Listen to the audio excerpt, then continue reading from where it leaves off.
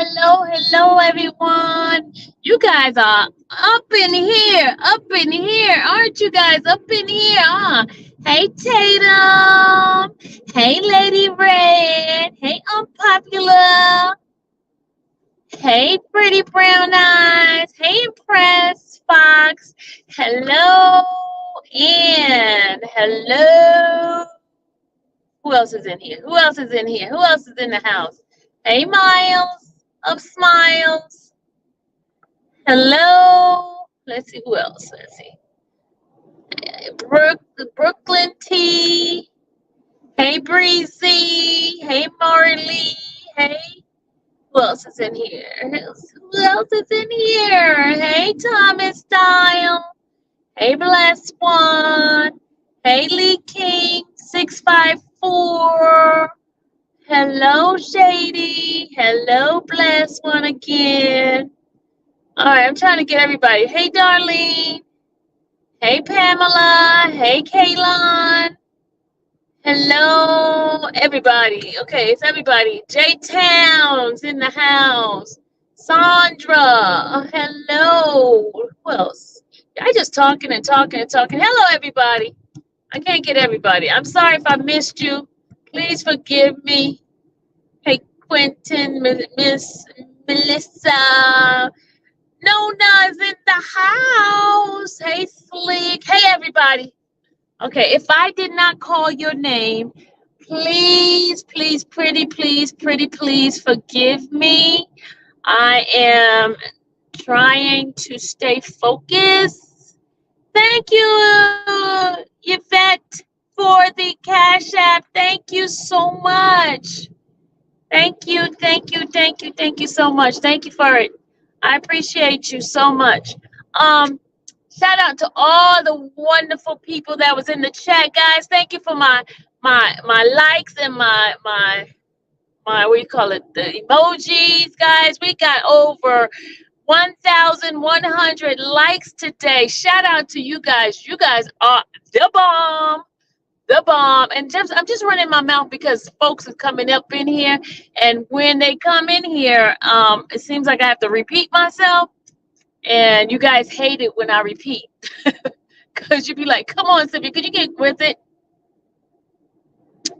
Well, Goldie, you guys, we got a lot to talk about. We're going to start off with the day. I'm telling you, we can't even breathe. By the time you get in there, it's time to go in. You know what I'm saying? You know how we used to play around before when we go in? No.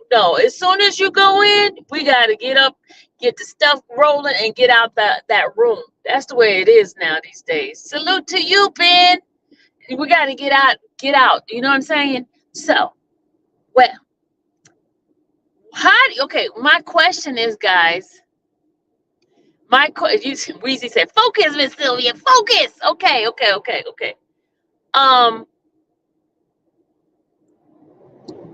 What do you guys think about Judge Whitaker? Do you like, if you put a 1 if you like her, put a 2 if you don't like her. Put a 1 if you like her, put a 2 if you don't like her.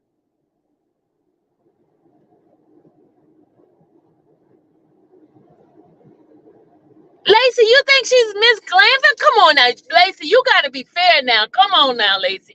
Lacey is just so hard. I know Tall Glass is hard on her too. But come on, y'all. Y'all got to come on now. She gave y'all some little nuggets now. Come on. Y'all can't be unfair to her now. Who put a 3? You know what? Somebody put a 0. What is wrong with y'all? -1. Y'all can't know my nerve for real. Oh my God. Okay. Here's a better question. Do you think she's a fair judge? Do you think she's a fair judge?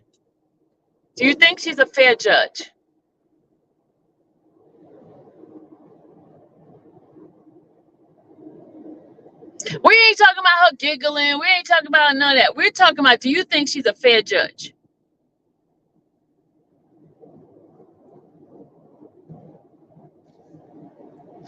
Do you think she could see through the crap that the state's been doing. Yeah, did she just tell that? We're gonna go over some of the stuff that she did today, y'all. She just like she went in on Adrian Love. She went in, y'all. She said, "Now I have already made my ruling. You can keep on looking, but I ain't gonna change my mind." Basically, that's what she said. You can keep on looking. And I think she laughed because she just don't want to embarrass them. Thank you, My Take TV. Thank you for the super chat. I think she just don't want to embarrass the lady, so she just go ahead on just appease her a little bit. You know what I'm saying?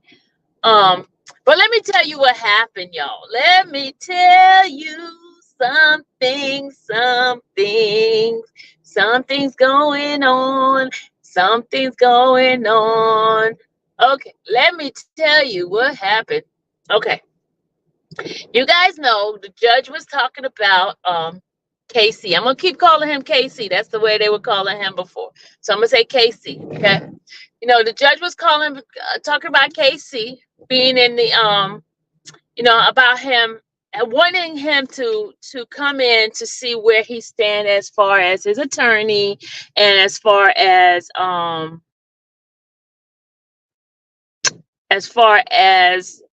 whether or not he's going to testify and all that kind of stuff, right? So somebody in the chat said that he was out in that area, right? Someone said he was out in the area.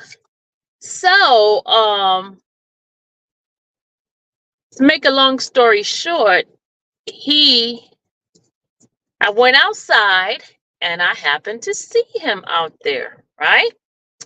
And because you guys told me, Miss Sylvia, go out there. Y'all just be telling me what to do. I'm just telling you, y'all just be cracking that whip on me and just telling me what to do, right?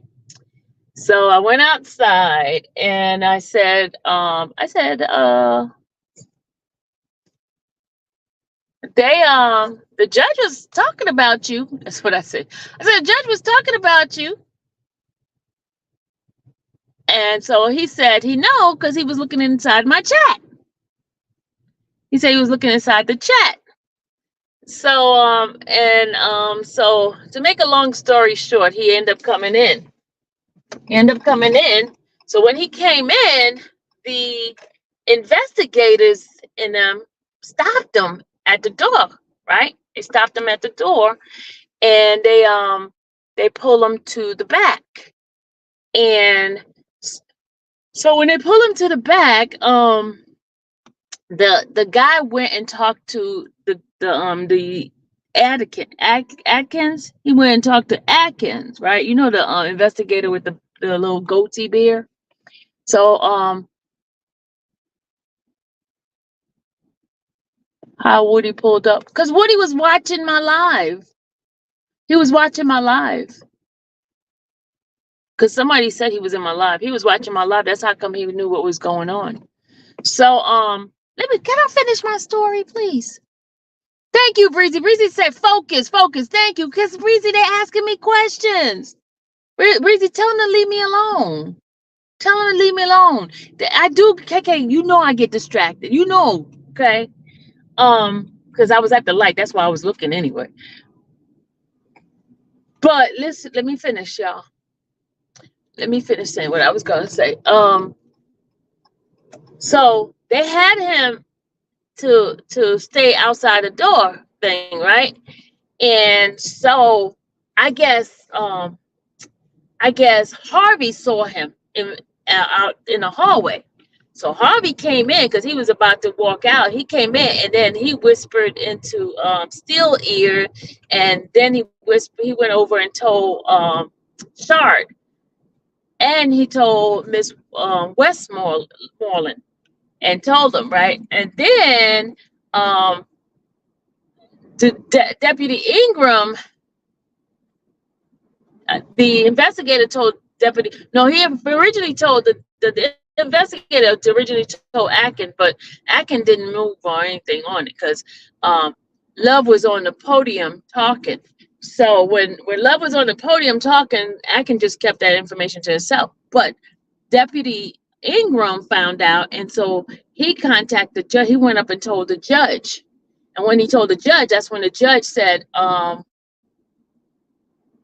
that's why the judge said that that I've got word that Mr. Copeland is here, and so she called him up so she can ask him the question about if he had attorney representing him, and if not, then that's when she told him that he talked to his attorney, and then they had to reach out to Melnick, and Melnick ended up being on the Zoom, right? But they would, I don't know why they didn't Love didn't want him to speak at the time. I don't know what was that all about, but he ended up talking. So, and then he came back at 2:00 on the dot, y'all. He was back out there in the hallway. And Melnick had already talked to him on the phone, based on what Melnick was saying on the podium. So they were really trying not to let him in.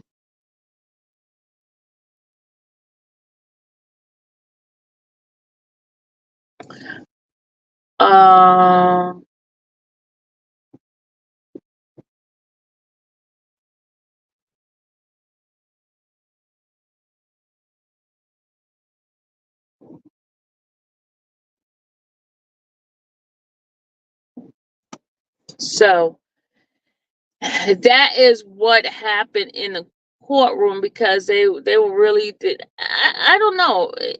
And did y'all hear what he said? Did you hear what he said? He basically verified what was being said, what Steele said. He basically verified that. He said something about, they said if he said go and say if he killed Nut, they're going to whatever. You heard that, right?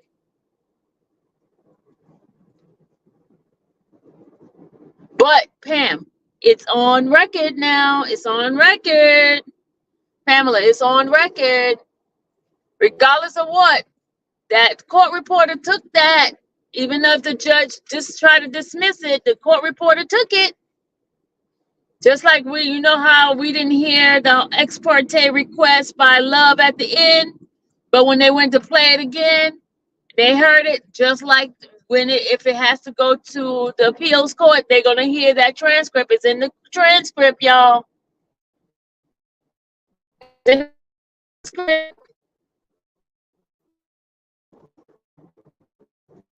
the transcript, regardless of what, it's in the transcript. It's in there, and I hope Steele's motion will say that he did say it on the stand just now. He could replay it on the live. He could replay it.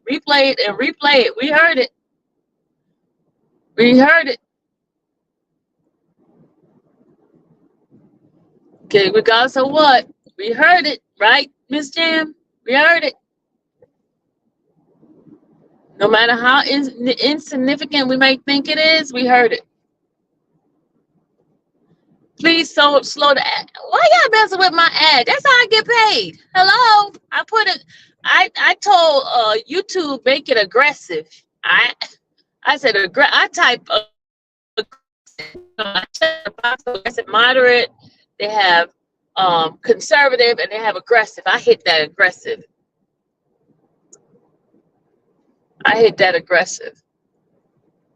Too much Brady, and this judge know that instead she want to keep a circus going. No, she want to make sure that the record is perfect for her, because it goes against her. Because now if it goes back to appeals, and it's going to go against her, she want to make sure that her record is perfect from the time she took the case. And she want to make sure that what she has is correct. You know what I'm saying? And I was telling you guys earlier during lunchtime that from what my understanding, from what I am being told, is that that this case is not going to go that far at all. It's going to end before the time frame that claim is going to go into you. She remember she said between up to February or March. No, it's not going to go there.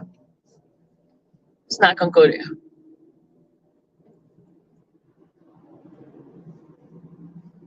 It's not going to go there. It is not going to go there.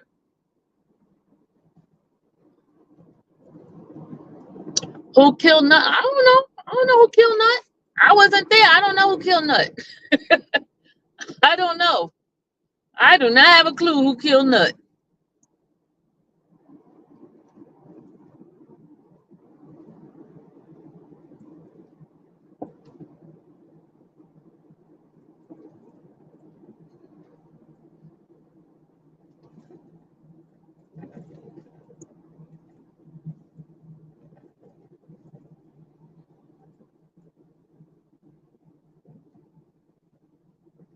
Hey, Marcy.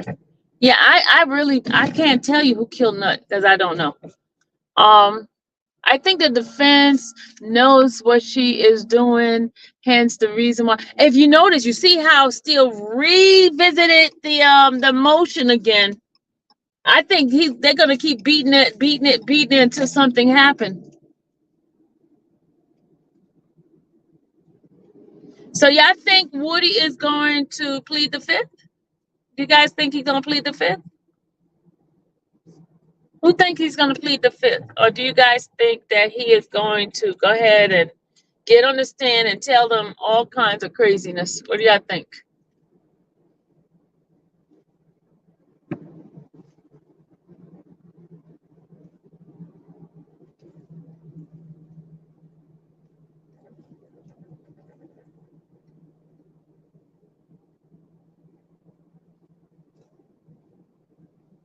You said if he's smart, you said yep. Somebody said I think he will.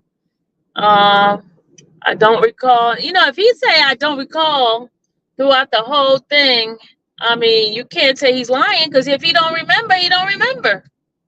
How you gonna say? Because look at how many times what's the name said I don't recall, and then he also told the judge everything he said before was a lie, and even the judge said he was incredible. The judge even said he was incredible. Yeah, come on. If the judge is saying that he was incredible, then you don't know what's the truth. And so how you going to hold him in contempt for telling something that, no, he's not going to be held in contempt. How you going to say he's a lie? What, you going to have to prove some paperwork, and there's no paperwork to prove anything. The only thing you got is somebody saying something. You don't have no proof. You have no weapon or nothing. You just have somebody's word.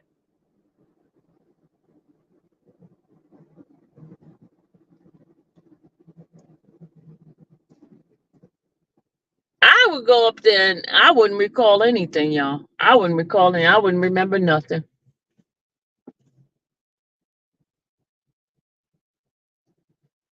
I wouldn't recall anything. That's me.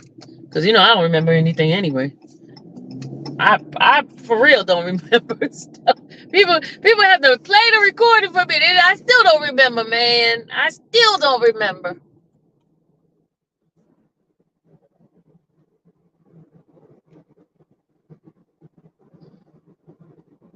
Who's getting frustrated with Steele, y'all?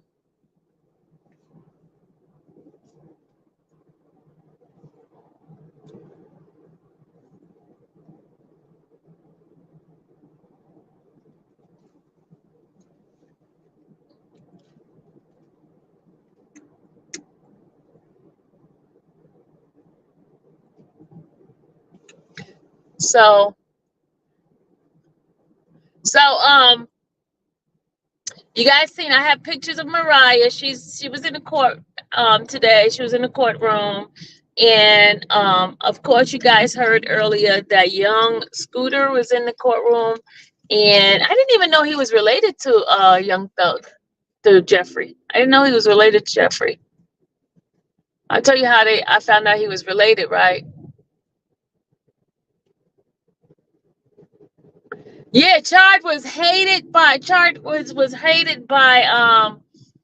Glanville. Now, I mean, this judge love it because he's prepared. He's always have information. He's like one of those nerdy kids in class. He got everything. You know what I'm saying? And he comes up and he speaks for the group.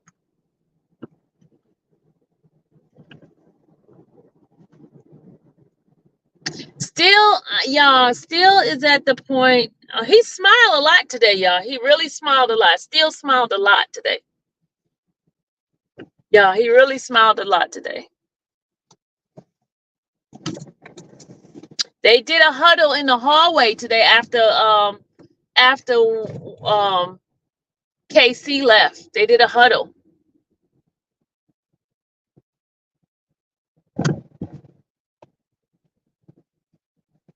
They did a huddle.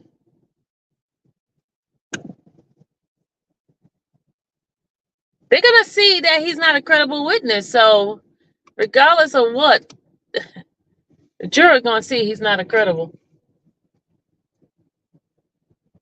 I would make myself uncredible as possible. The most uncredible witness they ever had on that stand.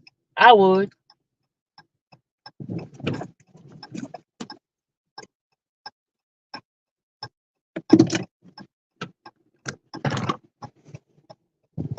Okay, yeah, I made it home. I made it home.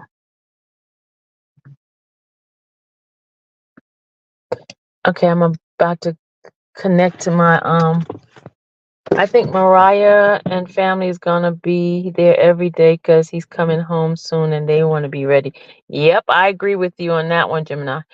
The judge, the judge, and you know the judge, the judge said it, y'all. The judge said that he is not credible at all. Thank you, Stephanie. Thank you so much. If Woody gets locked up for pleading the fifth, he will get out and declare. And if probably because they don't have enough evidence, they don't have enough stuff. If he plead the fifth, they ain't got enough stuff. And look, the case is gonna be over before till February anyway. It's up to him whether or not he wants jail food. If he wants jail food.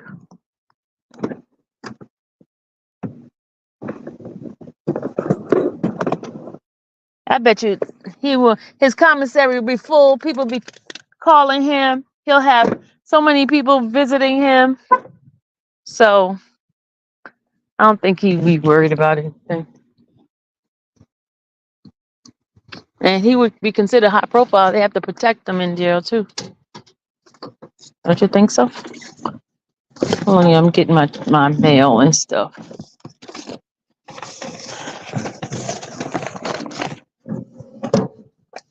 Hold on a second, y'all.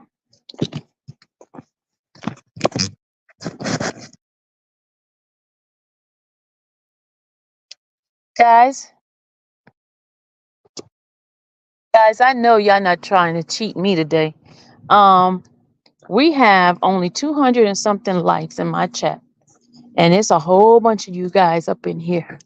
A whole bunch of you. It's over 1,001 and 8 people up in here. Okay. I'm gonna go show you some pictures that I took. And then I'm gonna show you some videos from being inside and don't talk about my sound, okay? This is only for visual. This is not for sound. So I'm gonna show you guys that.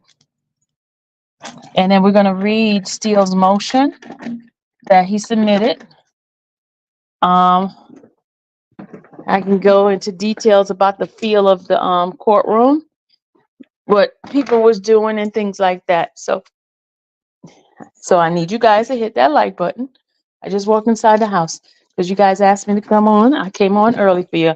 The least you could do is be nice. Hit the like button.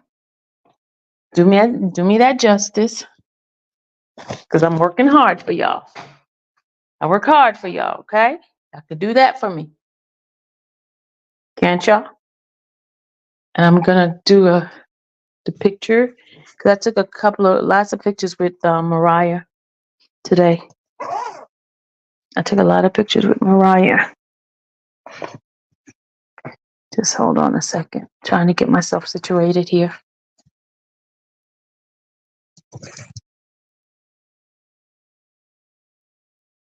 Okay, hold on. You're not black. Huh? Somebody said you're not black. What? You're not black if you don't hit the like button. you know. No, you didn't say that. Did he just I said, did he just say you're not black if you hit the like button? Says you want likes. We want less ads. Seriously though. Oh God. You want less ads? You need to go ahead and get a premium with YouTube. YouTube is the one that's getting the ads.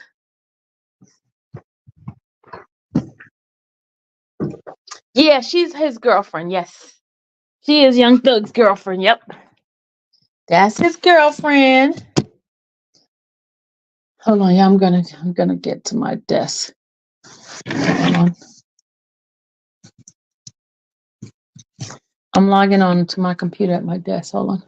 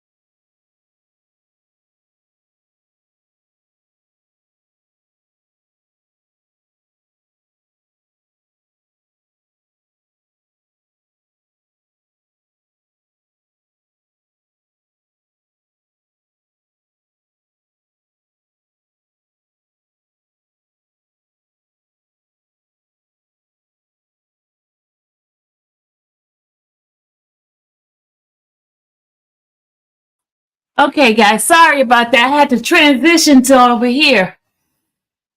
Here we go. Hey, guys.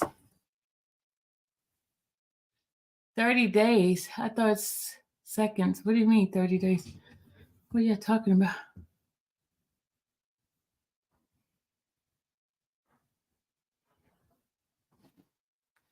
Oh, we got people acting crazy on this live today.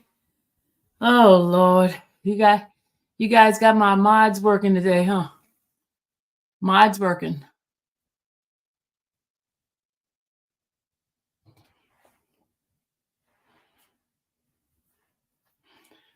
Okay.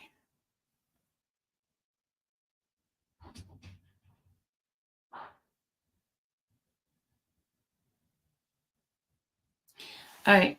You guys, we'll go ahead and play some of this stuff from this morning. And I can explain to you guys some stuff that was happening in court. New phone. Dom Wong. Yes. Brady material. It's so much stuff. Oh, man. You digging me? Y'all the best hall monitor on this side of heaven. Y'all the best hall monitor on this side of heaven. Y'all, shout out to my hall monitors, my mods. They call it... My mods are the greatest hall monitors ever. We gotta throw them a party. Yes. Okay. Is my girl here yet? She said she was gonna read for me. Hold on. My girl here yet? Is my girl here yet?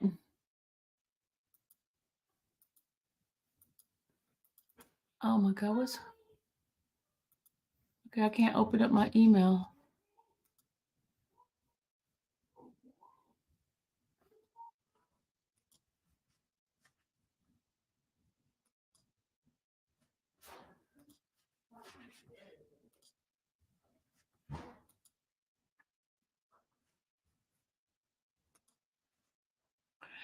Let's see. Hold on a second. Let me go get her.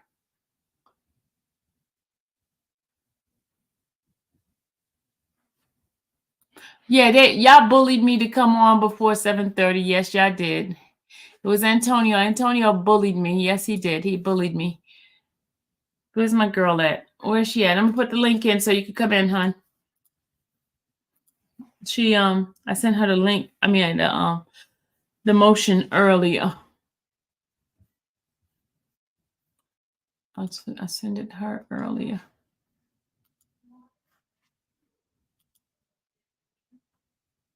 Serena, come on, Serena. You in here? You here, Serena? Serena, come on, Serena. Yeah, Antonio said he had to go to bed, so we had to get on here live early. So this is all because of Antonio. Antonio got us up in here. Kai, David. Hey, Kai. Hit the wrong thing, huh? William, thank you. Another 5, Miss Sylvia. Is the bomb. You said you knew, but couldn't drop yet. Obviously not looking for what it is unless it's already happened. I told you. I told you I cannot tell you stuff yet. I can't tell you stuff yet. I couldn't tell y'all stuff yet. I couldn't. That's a cute water. It's cute. Y'all. Shout out to my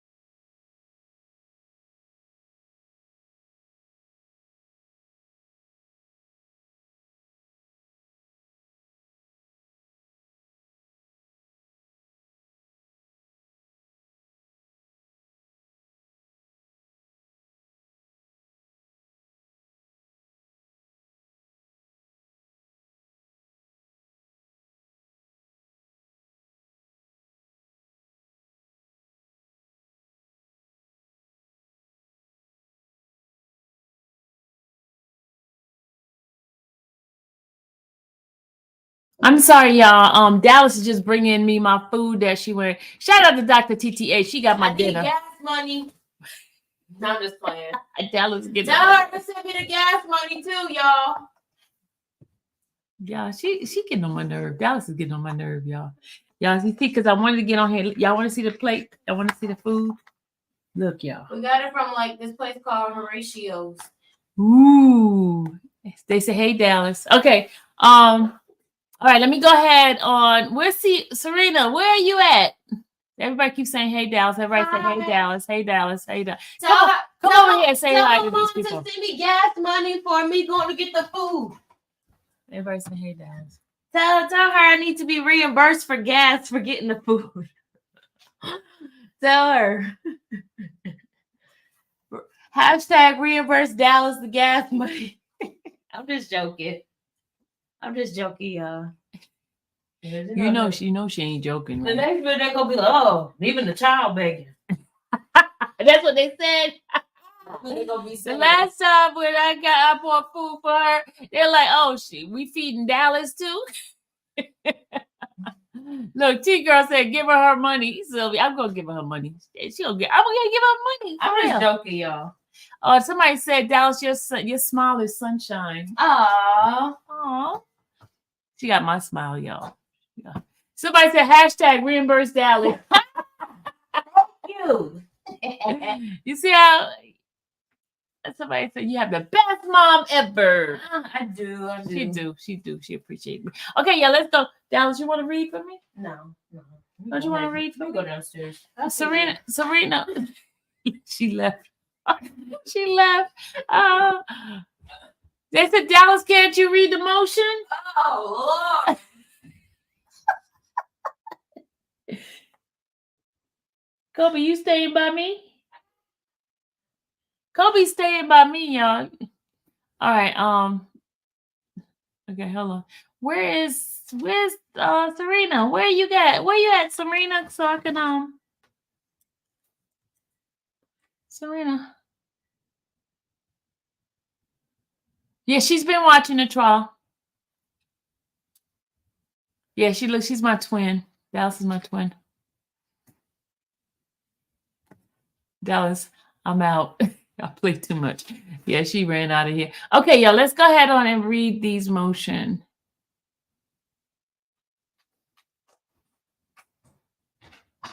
Oh my gosh, Dallas, Stephanie, you just said she sent you gas money on PayPal.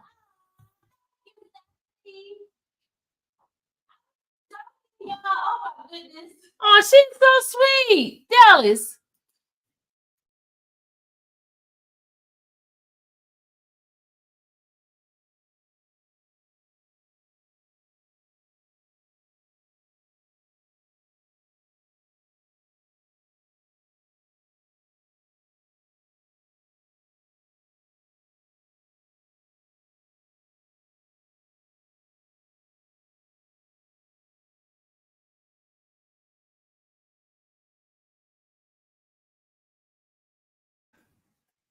Thank you, y'all.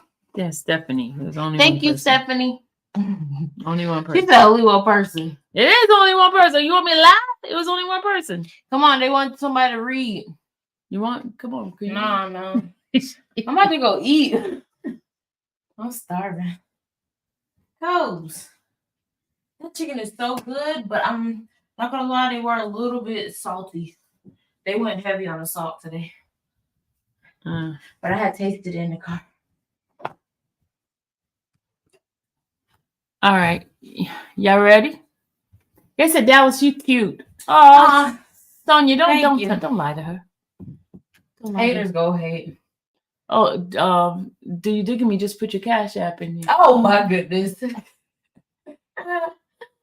think of me is hilarious.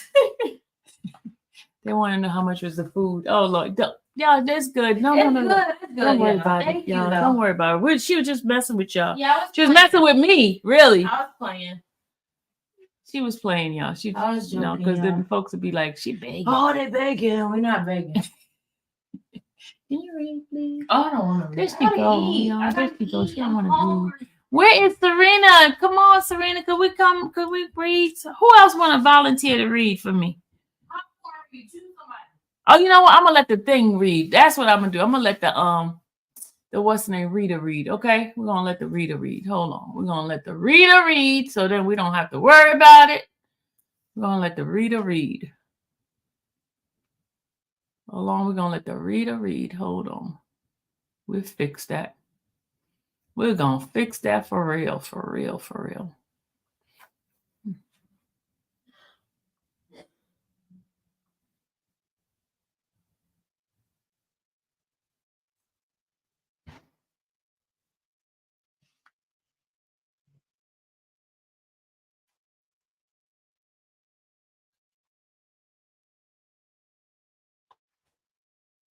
Okay.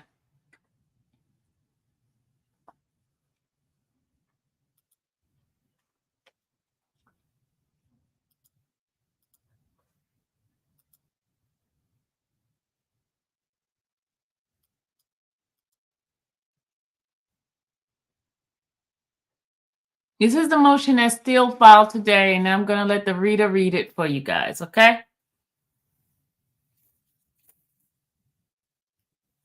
In the Superior Court of Fulton County, State of Georgia, Indictment No. 22 SC 183,572. V. Jeffrey Williams, Judge Whitaker, defendant. Additional motion to disqualify lawyers Love and Hilton. Comes now Mr. Jeffrey Williams, by and through undersigned counsel, and hereby files this additional motion to disqualify lawyers Love and Hilton in the above referenced case. In support of this motion, Mr. Williams shows as follows. 1. Mr. Williams is innocent of all crimes in the above referenced indictment.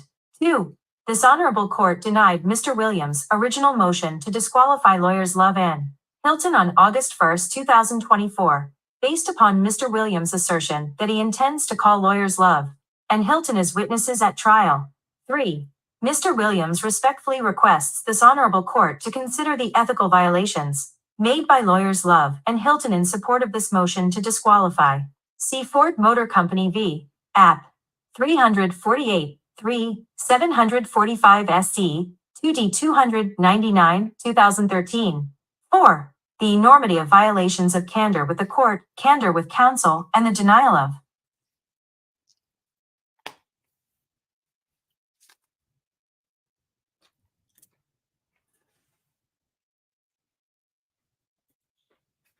in the Superior Court of Fulton County, State of Georgia, Indictment No. 22 SC 183,572. V. Jeffrey Williams, Judge Whitaker, defendant. Additional motion to disqualify lawyers Love and Hilton. Comes now Mr. Jeffrey Williams, by and through undersigned counsel, and hereby files this additional motion to disqualify lawyers Love and Hilton in the above referenced case. In support of this motion, Mr. Williams shows as follows. 1. Mr. Williams is innocent of all crimes in the above referenced indictment.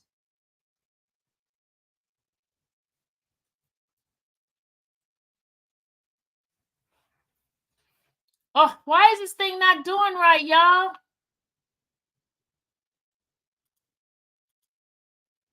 It's not acting right. Okay, where my reader at? It's not acting right, y'all. It's not acting right. It's not acting right. Somebody, you digging me said there's a reader in the chat. Who's the reader? Who is the one that said they wanted to read?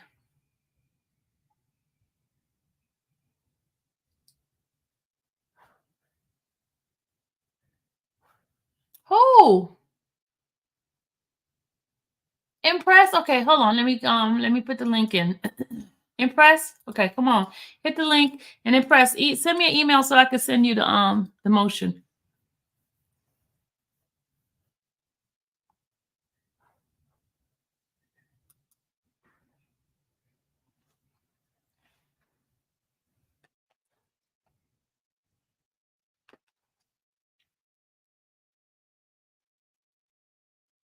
Serena, where are you?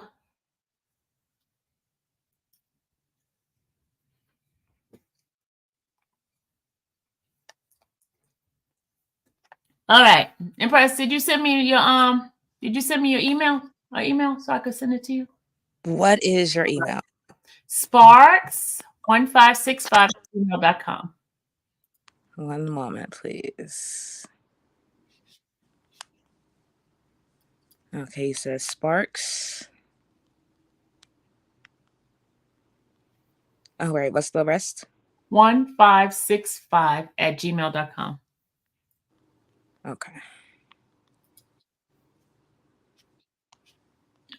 I know this person not coming up here with that name. I know you're not coming up here.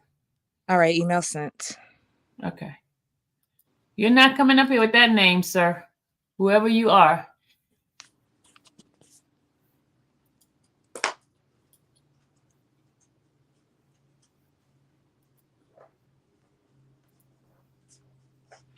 I'll see y'all in the chat. Y'all welcome. Appreciate you. All right, there we go. I just sent it to you. Yes, ma'am.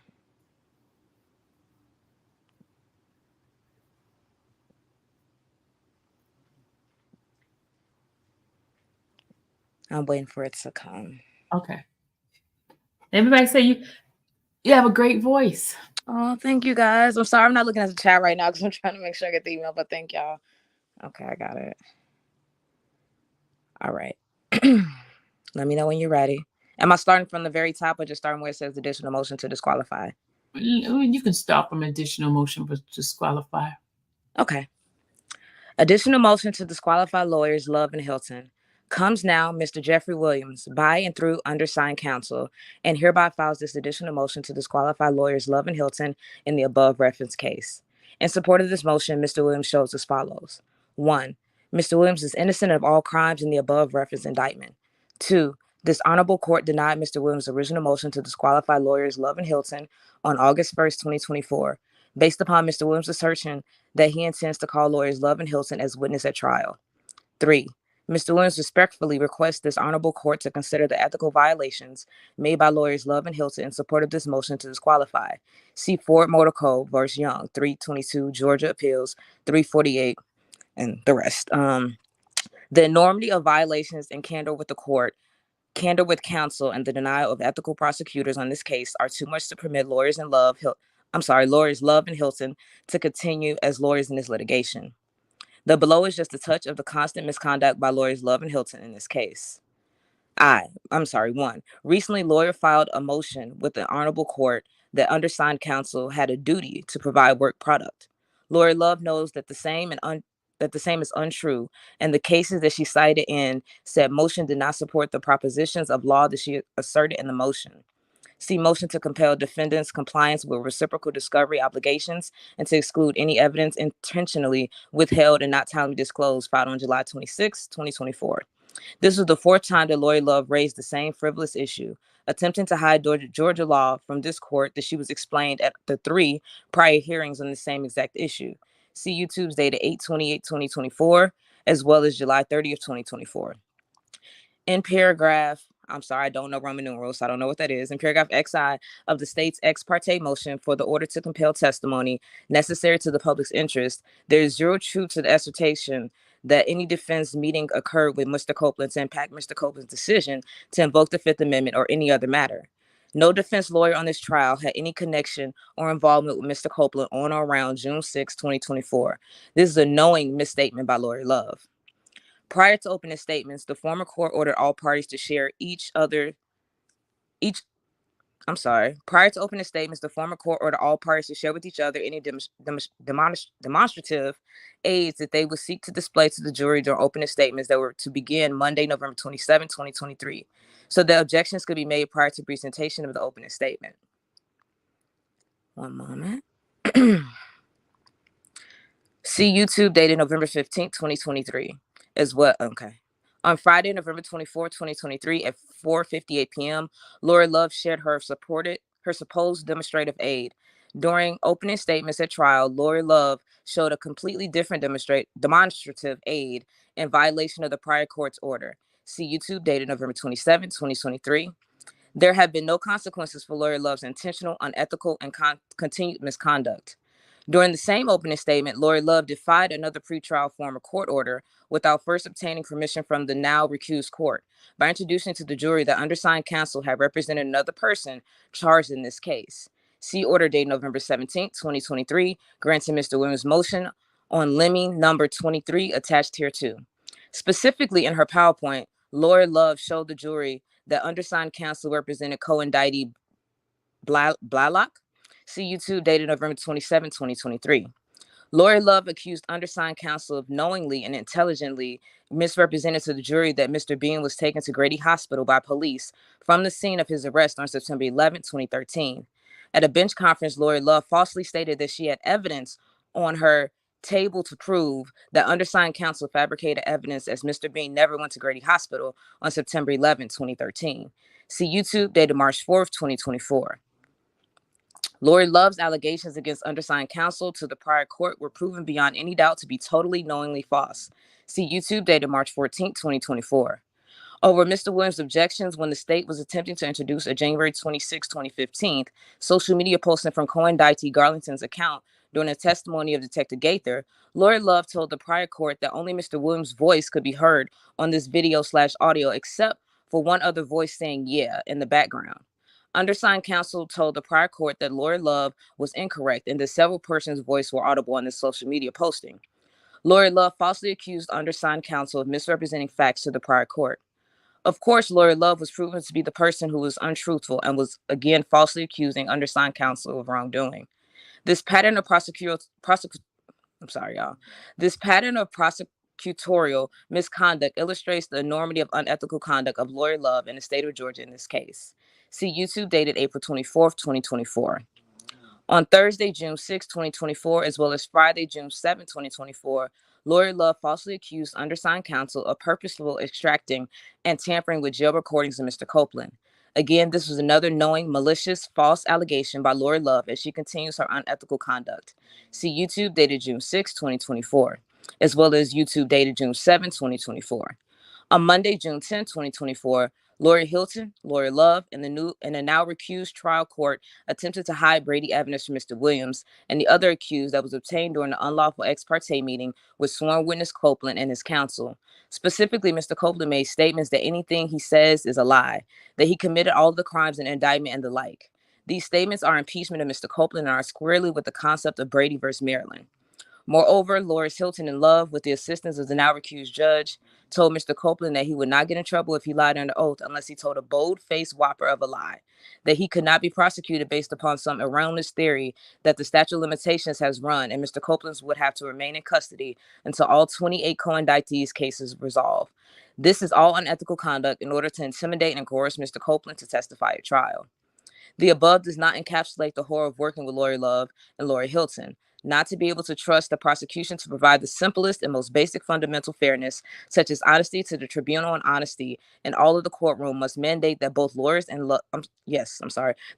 Love and Hilton be disqualified from this case. Wherefore, Mr. Williams respectfully requests a hearing on this motion, and at the conclusion of same, ask the Honorable Court to grant the above relief. Thank you so. Excuse me, I had the hiccups. Thank you so much, Empress, man. You're welcome, Mama. Have a good rest of your day. I'm in the chat. All right, honey. Thank you. Guys, what do you think? I'm going to play some of those clippings that he put in as part of the motion. Sorry, y'all. Because of Empress, I was able to wolf my food down. Thank you, Empress. See, because I love you guys, I wolf my food down for y'all. If I get indigestion and any kind of stuff like that,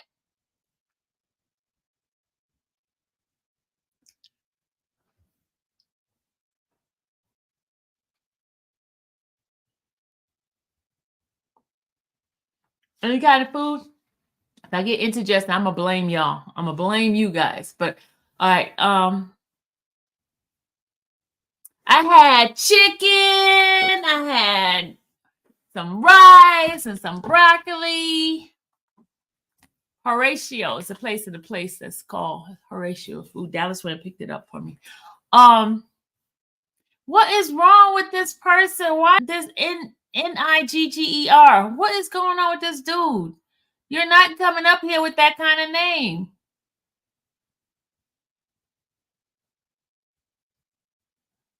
What is going on with you? Why do you have that name up there? You need to delete that name before you come up on my panel. Get out, come on, go find some place to play with. Don't come in here with that Nigger. I just told you the name, Libra. Nigger. I am. I'm about to drink some right now. Gemini. All right, hold on. Let me just play the part that All right, let's play the first one. The first one from this. All right, let's go first one up here. This one is the first one.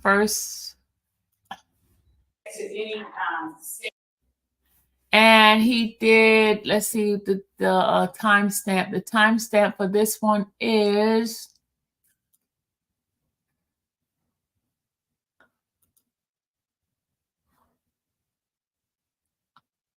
first one is timestamp. Oh, hold on. Empress, got another one. Hold on. We got another one to read, Empress. Empress, hold on. I got another one. I forgot about this one. Hold on, Empress. I'm going to send it to you to your email.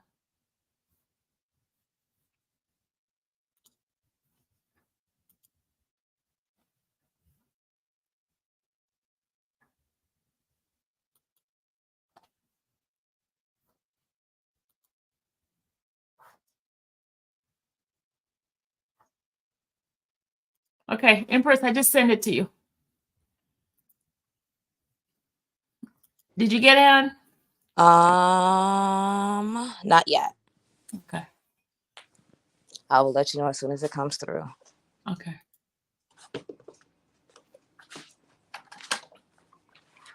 Yes, ma'am. I just got it. Give me 1 second. All right.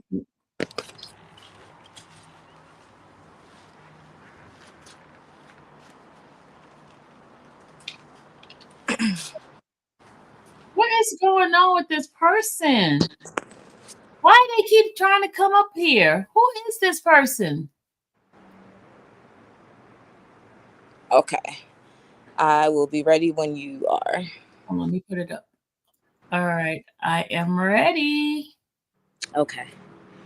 Renewed motion for fair and constitutional trial and appropriate remedies for constitutional violations.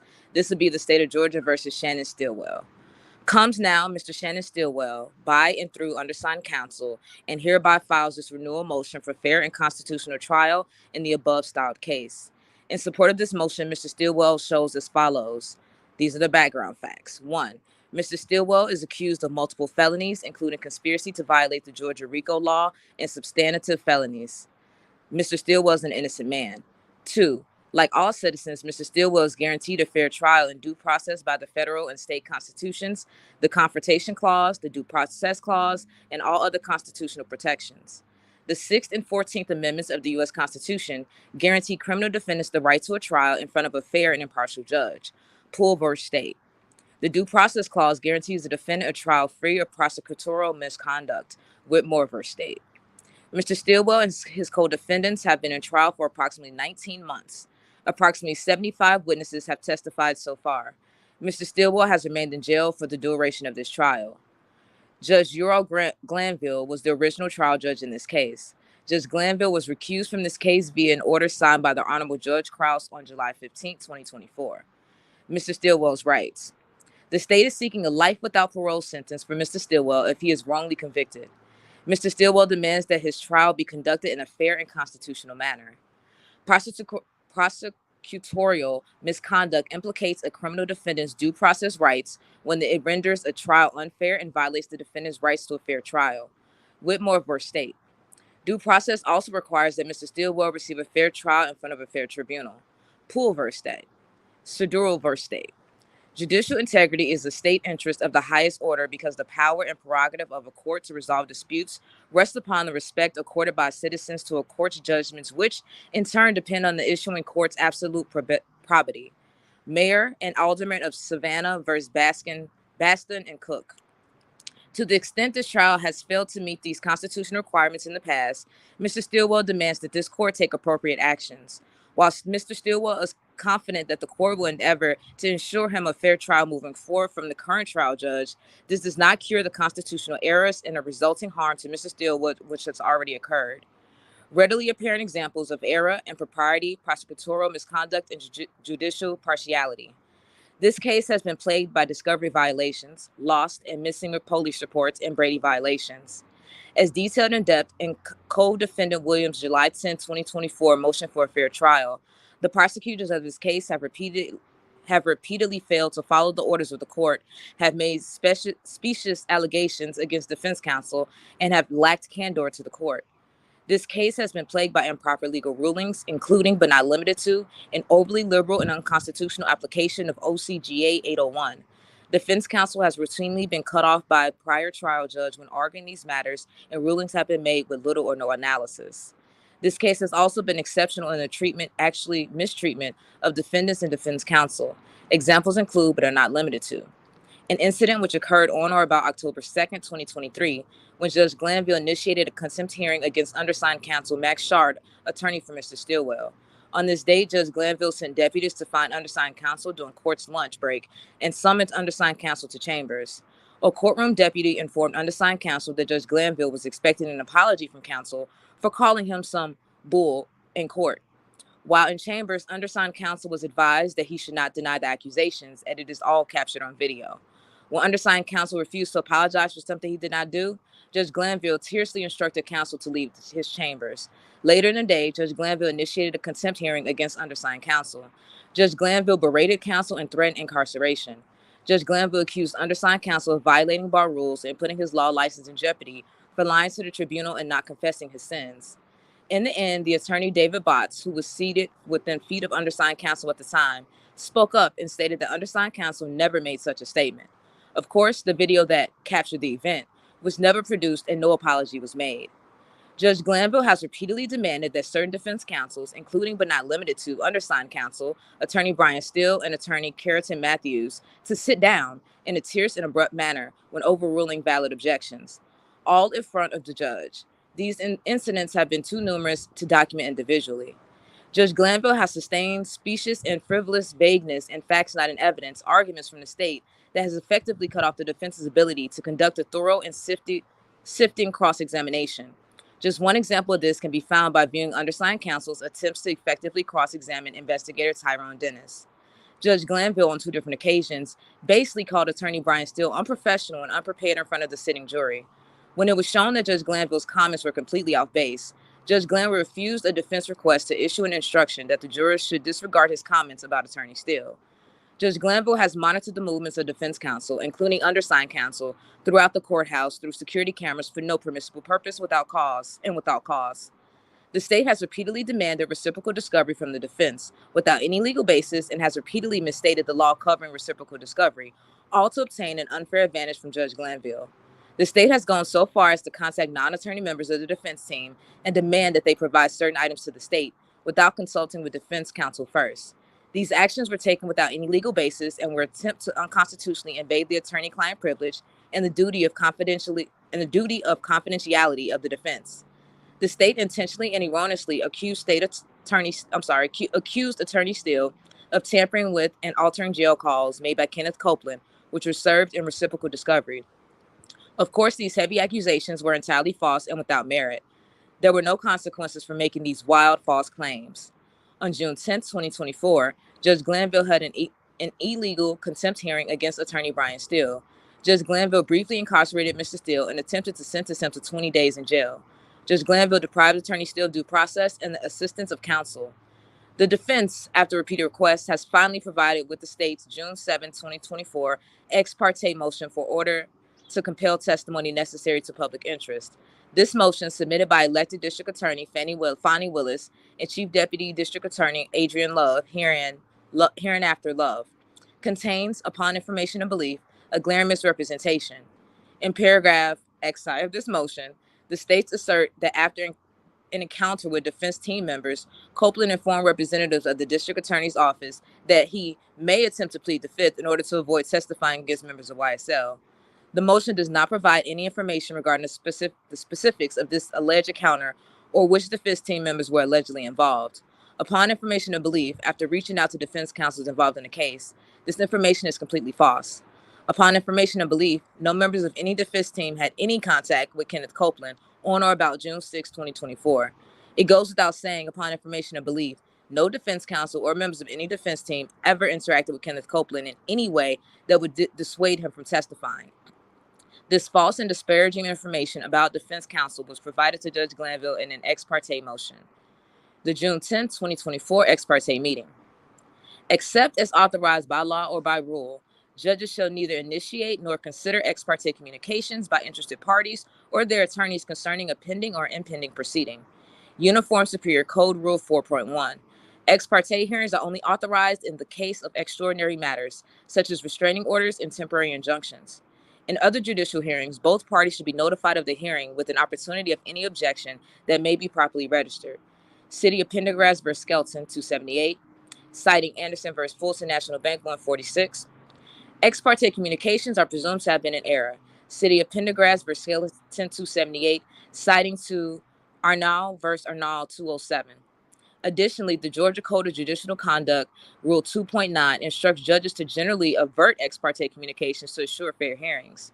Rule 2.9 generally permits ex parte communications, such as a narrow exception for scheduling, administration purposes, or emergencies that do not deal with substantive matters or issues or the merits, provided that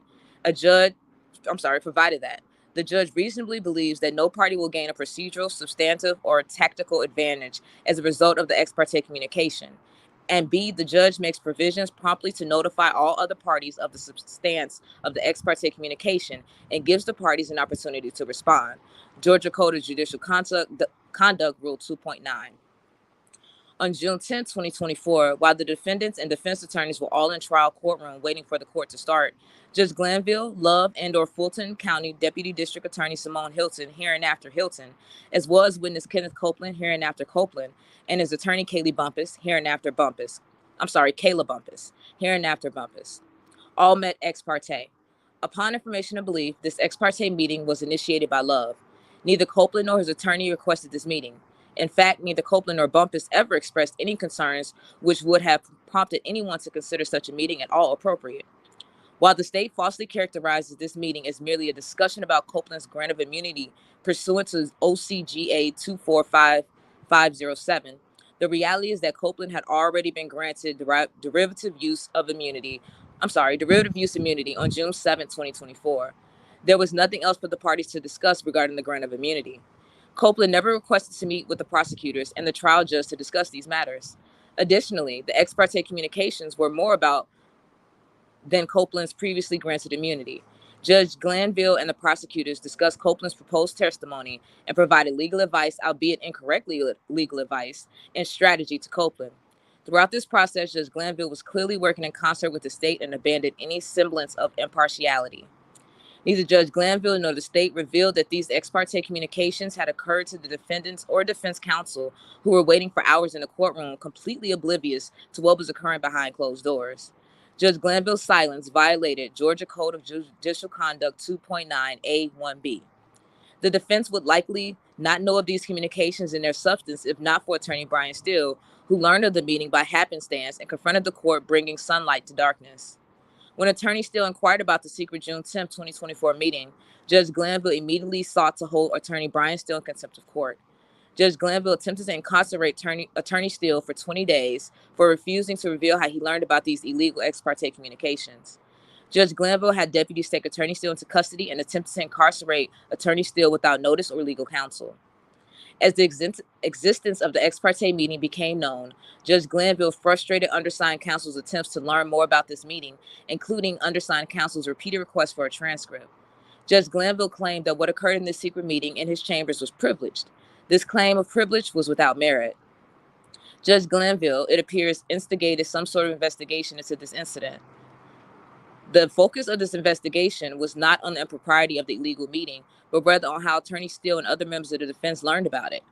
This investigation included Judge Glanville utilizing law enforcement resources to access courthouse cameras to track the movement of attorney Steele and undersigned counsel through the courthouse on June 10, 2024. As public pressure mounted, a transcript of the meeting was eventually provided to the defense. The transcript of the meeting speaks for itself and is shocking. The transcript reveals that A, neither Love, Hilton, nor Judge Glanville had a legitimate basis to engage in ex parte communications. B, the ex parte meeting was not requested by Copeland or his attorney. C, the prosecutors, specifically Love, misrepresented facts and made specious allegations against attorney John Melnick, hereinafter Melnick, undersigned counsel, and attorney Steele to Judge Glanville. D, the prosecutors and Judge Glanville incorrectly advised Copeland about the law of derivative use, immunity, and applicable statute of limitations, all in an attempt to coerce Copeland to testify. E, the prosecutors and Judge Glanville incorrectly advised Copeland that he could be held in civil contempt indefinitely if he failed to testify, all in an attempt to coerce Mr. Copeland to testify. F, Judge Glanville abandoned any semblance of neutrality and worked in concert with the prosecution by advising Mr. Copeland and Copeland's attorney about legal matters, all to cause Copeland to testify. G, Judge Glanville assisted the prosecution in the preparation of Mr. Copeland as the state's witness, instructing that a list of questions prepared by the state be provided to him. H, a significant amount of Brady material poured out in this meeting, but the same was hidden from the defense. Neither the existence of this meeting nor this Brady material was revealed to the defense until the transcript was finally released. The June 7, 2024 ex parte meeting. On July 30th, 2024, the Honorable Judge Whitaker presided over substantive matters of this case for the first time. The Honorable Judge Whitaker provided much-needed clarity to the defense by releasing the rough draft of a transcript of additional ex parte communications between the prosecution and Judge Glanville. This ex parte meeting occurred on June 7, 2024, and included Love, Hilton, and Judge Glanville. These communications and the substance thereof had never been disclosed to the defense until the Honorable George Whitaker released the transcript. Neither Judge Glanville nor the state ever made any disclosures regarding these communications, even as Attorney Steele pulled the curtain on July 10, 2024. Instead, Judge Glanville and the state remained silent on the topic. Additionally, while the parties were well aware that the Honorable Judge Krause was considering the advisability and potential implication of June 10, 2017, as part of her consideration of motions filed to recuse Judge Glanville, upon information and belief, neither the prosecutors nor Judge Glanville ever revealed to Judge Krause that there was in fact another ex parte meeting that had occurred 3 days prior. This was their secret. The transcript of the June 7, 2024 communications is shocking. It also sheds light on how this case has become irretrievably broken. As an initial matter, there is no stated justification for the ex parte communications. The meeting was initiated by the state. Neither Copeland nor his counsel had requested that the state meet in private with Judge Glanville. The meeting itself was illegal. The state, in this meeting, intentionally and wrongly attacked the character of Copeland's attorney, Melnick, claiming that Melnick was not representing Copeland's interest. The prosecutors besmirched Melnick to Judge Glanville without cause, all because Copeland was not interacting with the prosecutors in a manner that they would have preferred. The prosecutors claimed to be the only ones who were truly representing the interest of our witness. The prosecutors complained that they had been having productive communications with Copeland outside the presence of Melnick before Melnick had, quote-unquote, inserted himself in the client's legal affairs. The prosecutors claimed that Melnick was not representing Copeland's interest is rich. As they were communicating with the person behind Melnick's back, the state had intended to call Mr. Copeland as a witness without granting him any sort of legal protection as a witness. It was only after Melnick inserted himself and advocated for his client that the state sought to grant Copeland derivative use immunity. The irony does not end there. The state in this meeting claimed to be concerned about the possibility of Copeland suffering an unjust jail sentence due to Melnick's interference in his client affairs. At no time, however, did the state ever seek any non-custodial alternatives to Copeland should Judge Glanville hold him in contempt. Instead, these prosecutors insisted on an indefinite incarceration for civil contempt, which would have been illegal. The state also questioned Melnick's devotion to his client, as Mr. Melnick was planning to leave the state on vacation while his client was incarcerated for contempt. The state complained to Judge Glanville that Melnick had not planned his vacation around Copeland's testimony. This is a ridiculous accusation, as the state intentionally failed to communicate with Melnick and had not given Melnick any notice that they were planning to call his client to testify on June 7, 2024. The state was clearly only concerned with Copeland's interests as long as they were directly aligned with their own interest. The state feigned interest in Copeland's well-being to get a foot in the door to Judge Glanville's chambers, all in an attempt to initiate improper ex parte communications. Melnick was not only the attorney who was disparaged by the state and Judge Glanville in the secret June 7, 2024 meeting. Love claimed that she was in receipt of an email from Melnick sent to her in Hilton, but also that other individuals had been, quote-unquote, blind copied on the communication. The clear insinuation from the conversation is that Attorney Steele and undersigned counsel who were, quote-unquote, blind copied. Undersigned counsel does not make blind accusations, but neither undersigned counsel nor Attorney Steele were blind copied on any email between Love and Melnick. Later in the ex parte meeting, Love again brings up Attorney Steele and undersigned counsel, noting that we were included on a June 6, 2024 email from Melnick. Love and Hilton were also included on this email, in which Melnick expressed his client's decision to exercise his Fifth Amendment rights if called to testify by the state. It is unknown why Love feels that she should have a monopoly on information or why she feels the defense attorney should not be included on discussions concerning these matters. Undersigned counsel would like to inquire about these matters with Love, sworn in as a witness. Judge Glanville abandons any partiality and echoes Love's thoughts, asking, why would he, Melnick, have done that giving? Before ADA Hilton responds, and that's the state's concern, Love then affirms, quote unquote, that's the point. Rough transcript, page 8. As Judge Glanville had questioned, so do I. The undersigned counsel asked why my inclusion on this simple email communication was of concern to the court. Love then assures Judge Glanville that she is looking for a remedy for this materially false and made-up situation, as if one exists, and tells Judge Glanville that she will contact him when she finds a solution, either over the weekend or on the coming Monday, presumably through additional ex parte communications. Before wrapping up the illegal and unethical meeting, Judge Glanville refers to quote-unquote outside agitators affecting the trial, stating, but I see it from just being in the courtroom and tracking. Judge Glanville's concern and inherent skepticism of email communication between Melnick, Attorney Steele, and undersigned counsel exemplifies Judge Glanville's bias and partiality towards the state. The transcripts of both the June 7, 2024 and June 10, 2024 ex parte meetings show Judge Glanville's clear bias against Attorney Steele and undersigned counsel, and finally provided an explanation, albeit an unacceptable one, for Judge Glanville's treatment of the defendants and their counsel throughout this trial. The illegality of the ex parte meeting now known to the defense. We now know that 2 ex parte meetings have occurred.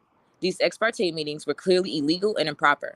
The state relies on King v. State 273, Georgia 258, 2000, in a specious attempt to argue that these ex parte meetings were proper. The state reliance on King is misplaced for several reasons. First, in King, the state met with the court to provide information that will allow the court to make a judicial determination as to whether the anticipated testimony of the witness was, quote unquote, necessary to the public interest under OCGA 245507, as is required under the law.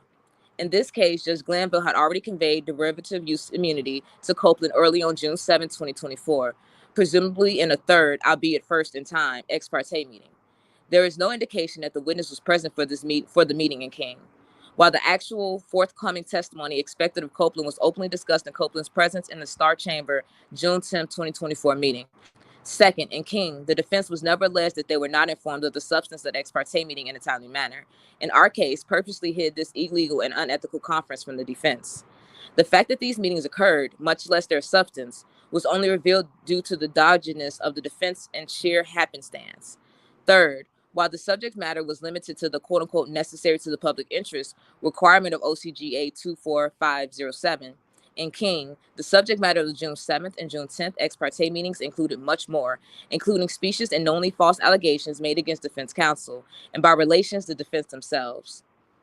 These improper ex parte meetings are the result of both grave prosecutorial and judicial misconduct.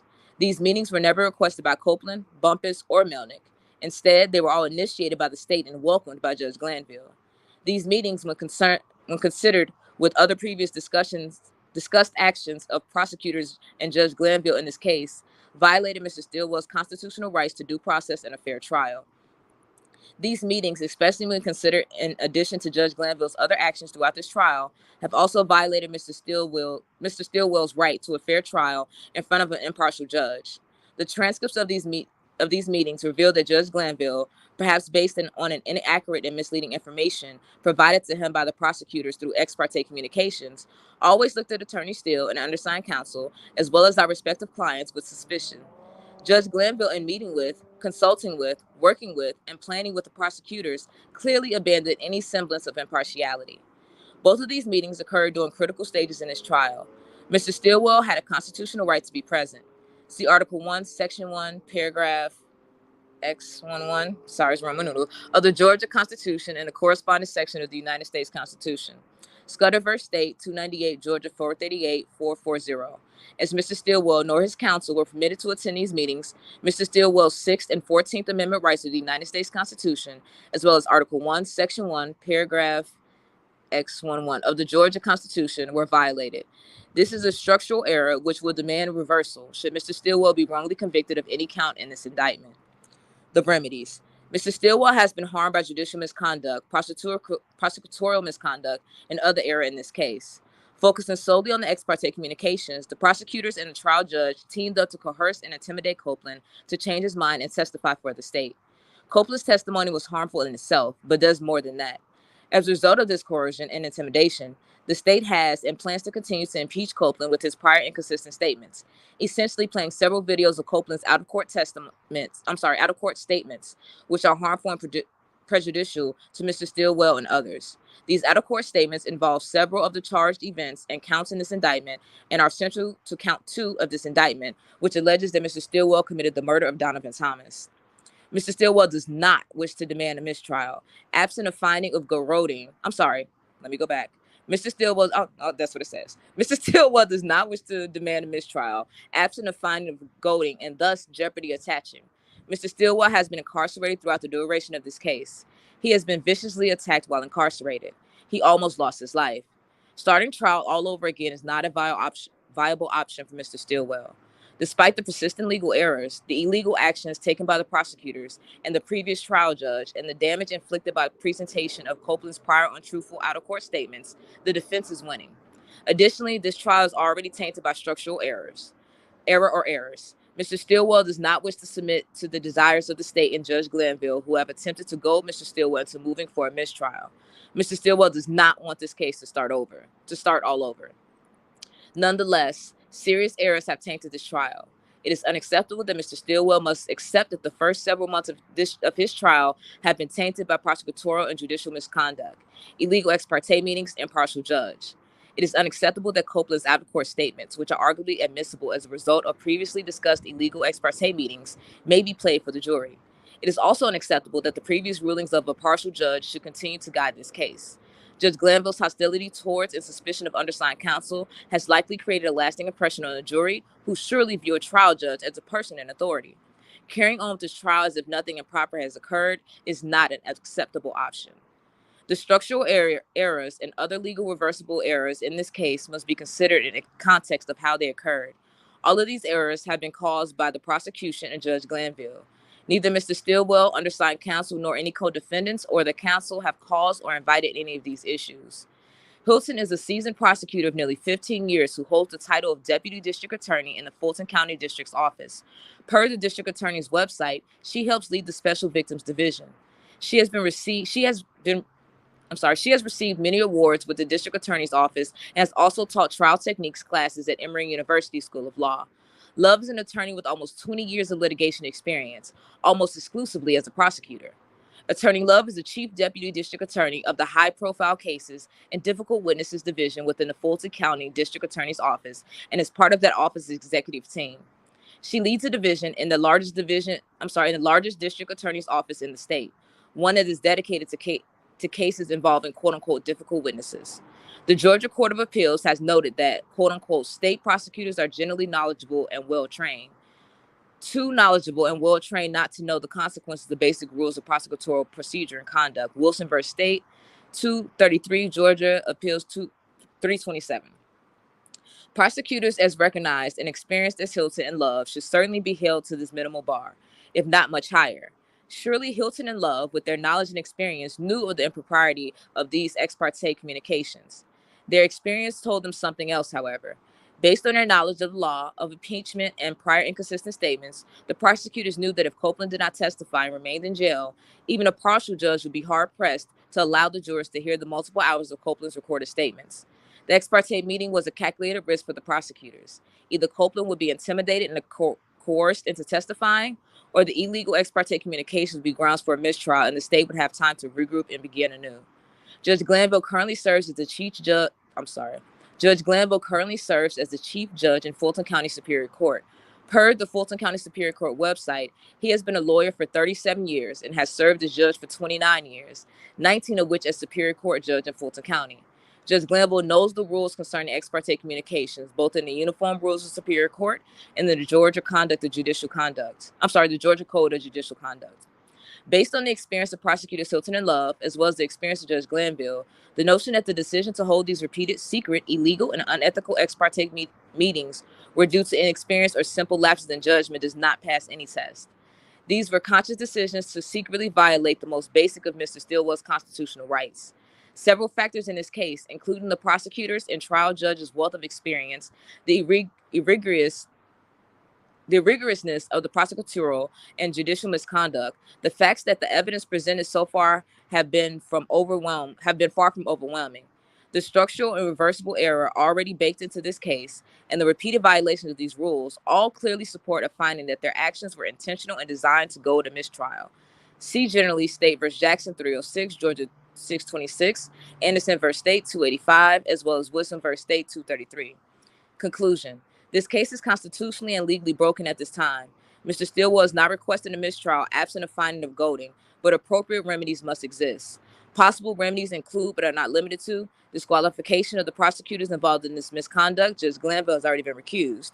The dismissal of the indictment with prejudice, instructions to sitting jury that's explaining the situation in full candor, and or mistrial with the finding that a mistrial caused by judicial and prosecutorial misconduct and the defense was goaded into any such request. Wherefore, undersigned counsel respectfully request this court considers Mr. Stillwell's arguments and issue an order which will fully and adequately protect Mr. Stillwell's constitutional rights this second day of August 2024. Max Shard. Thank you, Empress. Thank you. You're welcome. My mouth dry as heck, but I'll do it any I day for know. you. Let Get me some know. water. Thank you, dog. Get some water. Thank you. All right, guys. That was great. Great. Great. That was some good stuff. What do you guys think? What do you guys think? Think. That was awesome. What do you guys think about this motion? What do you guys think? What is wrong with this person, y'all? Oh my God. Let me block him. I'm going to block this person from my channel. I just blocked them. They can't come up here no more, even if they try to hit it. I don't know who that person is. They keep putting craziness in there. All right. Why? You said why she's still, because okay. Did you not come to my live this morning? Did you not hear what I said? Did you not hear what I said? What are you laughing at, though? You laughing at? come to my live this morning. Because they don't listen. They don't listen. That they worse than you when you were little. Uh-oh.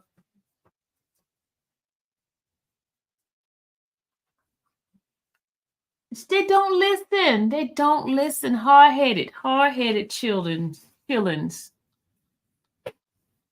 Hey, you blowing too much wind over here. It's cold. Sorry, I was blowing your friend. Okay. Stop blowing. It's too cold. Funny. You let me do it. Look at my feet. Kobe. Dallas? Huh? You.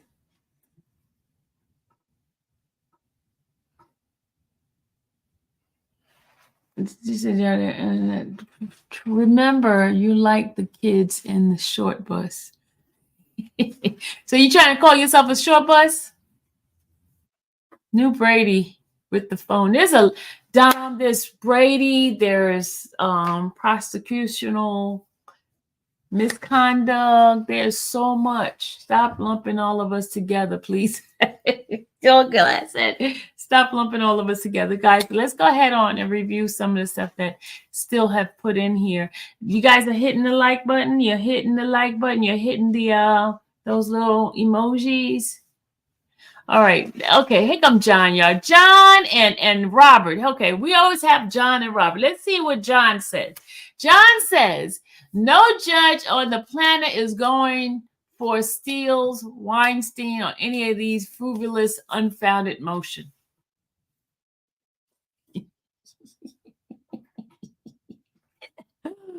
Oh my God, John, man, John, y'all, John. And I'm waiting for Robert to come in here. John and Robert, I can always count on those two, man. We're gonna make a believer out of John one day, y'all. We're gonna make a believer out of John.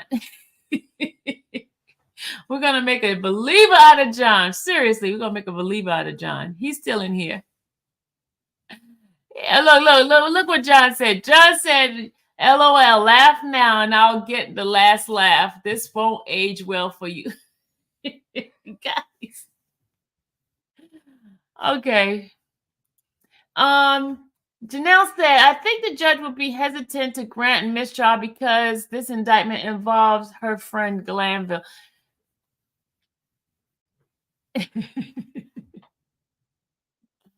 Okay, Nick says, Sylvia, I got a request. Please.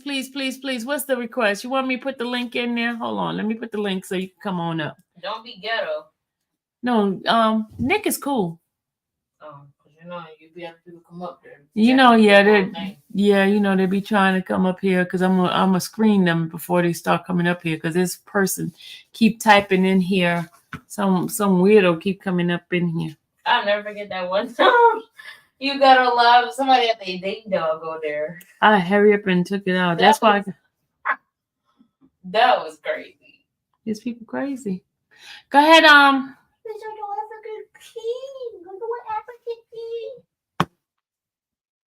Okay, here come Nick. Hey, Nick. Hey, Miss Sylvia.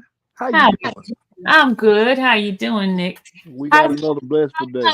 How cousin doing? He doing real good. We all doing good. We'll be doing good once we get you on our team.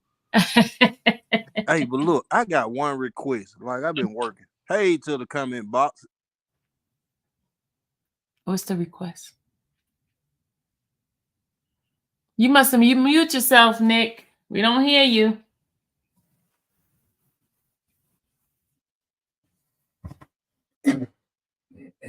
Nick, we don't hear you. Good guys, do y'all hear Nick?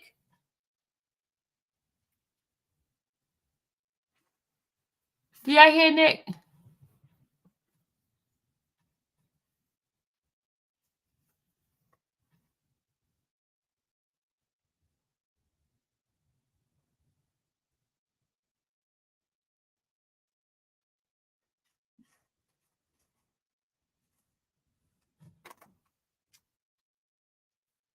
Nick, you gone.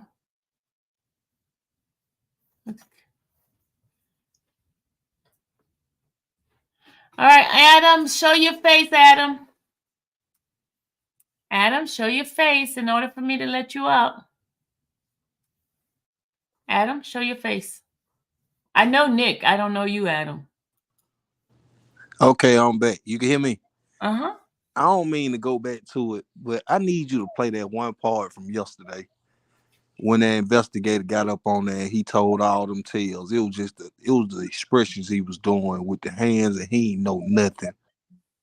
Oh, you want me to play him? Please, man. When I tell you, man, I was crying my life away.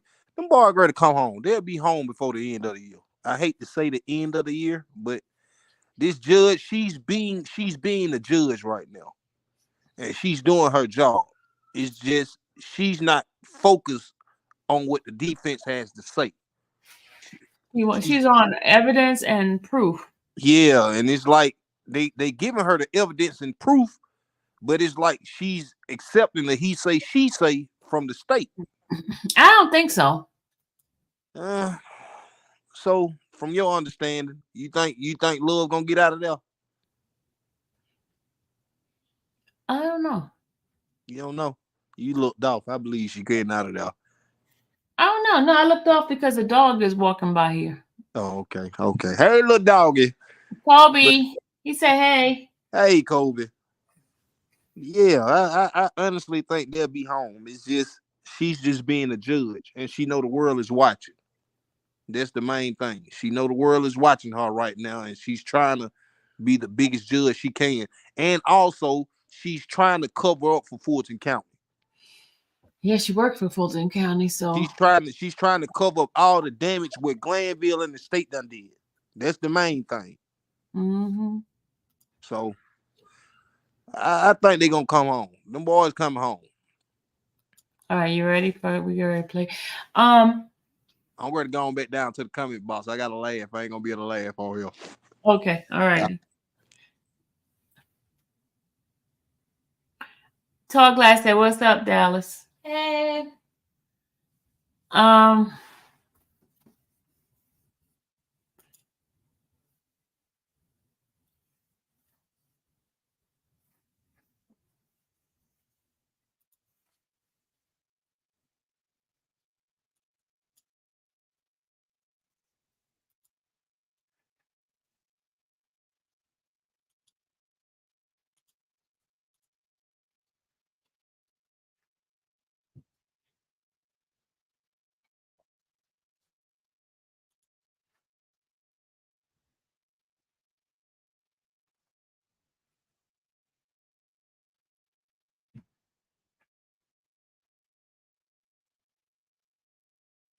Yeah, we're getting some weirdos coming up in here. Here come Pastor. Hey, Pastor.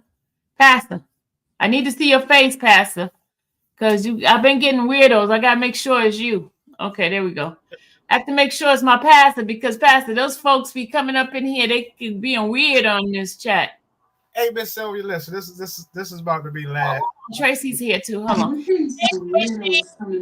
Miss Sylvia, how you doing? What's up, good. Tracy? Chilling. Hold on, let me turn this TV down. Miss Sylvia, I want to quit my job. I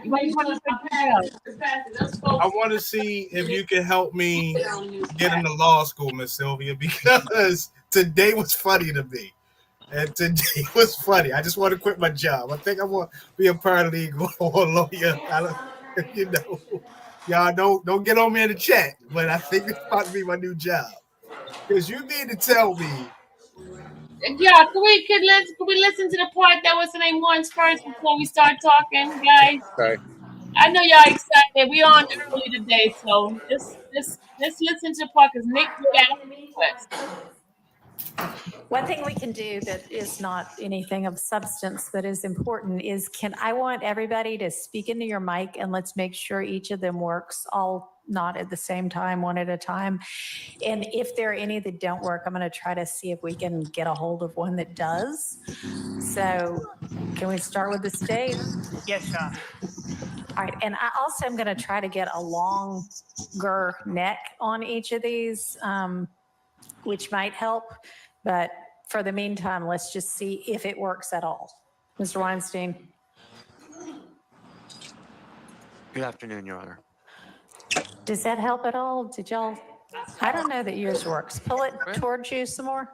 And I'm also going to try to get a longer neck on each of these. Good afternoon. All right. Yeah, you're just going to have to get it closer. User error, I think, on my Hey, user error. Okay. Good afternoon, Your Honor. Okay. Mr. Steele, does yours work? Does that help at all? Did y'all? I don't know that Is that helpful? I think we've all got to get closer to them. And I can hear, but I've heard that other people can't hear. So Is that okay? that's great. Mr. Sharp. Testing, Your Honor. Great. And then who else is left? Misty Williams. Good afternoon, Your Honor. All right. Wonderful. Good afternoon, Your Honor. Awesome. Thank you. Okay. All right. And now we have somebody here for everybody as well. So let me cross check mics off my list. Okay, Ms. Love, was there any evidence you wanted to present or any witness you wanted to call with regard to our morning proceedings? Your Honor, given the scope of what the court has already told us that we were looking into, I don't have any witnesses based on Ms. Bumpus's testimony. And my understanding is that it was Brady material disclosed during the June 10th, 2024 hearing in chambers. Correct. And what she alleges was disclosed is that Mr. Copeland said, I know more about the Infinity and it has to do with somebody that's not on trial. I'm paraphrasing, but. And so the fact that. Hang on a second. Yes, ma'am. Yes, sir, Mr. Weinstein, you I'm think sorry. there's more to it? I didn't mean to give you side eye, Your Honor.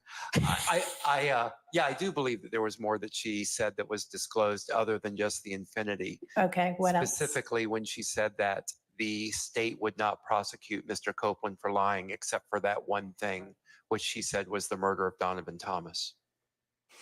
I believe that was on the redirect at the very end. That actually came through more clearly than I think anything else, Your Honor. Okay, Your so. Honor, may I respond to that? So because that did not, in my mind, amount to Brady, if the court is inquiring into a different issue of. Hang on just a second. Everybody who's got a phone on you, make sure it is on silent. And you should only have a phone on you if you are an attorney or if you have a Rule 22 that permits you to have a phone. Anybody else in here should not have a phone on them at all. If you do, it should be turned completely off. I'm sorry, Your Honor, that was my computer. Okay, it apologize. happened. I Oh, your silenced it. computer? Okay. I silenced it. All right, thank you. So, Ms. Love. I was just saying that based on the parameters that the court set forth, my understanding was that anything that is alleged to have been said by Ms. Hilton in that regard does not impact whether or not Brady material was disclosed. And I'd have a different argument at the appropriate time that the court tells me is the right time to make it. But my position would be that given that defense attorneys came to Ms. Bumpus with Donovan Thomas, but I can claim all of this. Spoke, Miss Love is who I meant, but I think because Investigator Long has taken the Okay. stand, my mind may have been, All right. been with him. Okay. And with regard to just on that topic, the earlier proffer by Miss Love that you objected to, and you said on the record, I don't ever accept any proffer from her. And I said that's up to the court. I meant it's up to the court whether I want to hear it or not. But with regard to that, and that was about Mr. Abate, my ruling with regard to that was that's not even relevant until such point as there might be some other defense motion filed, at which point Ms. Love can call Mr. Abate. So, okay, so call Investigator Long. Thank you.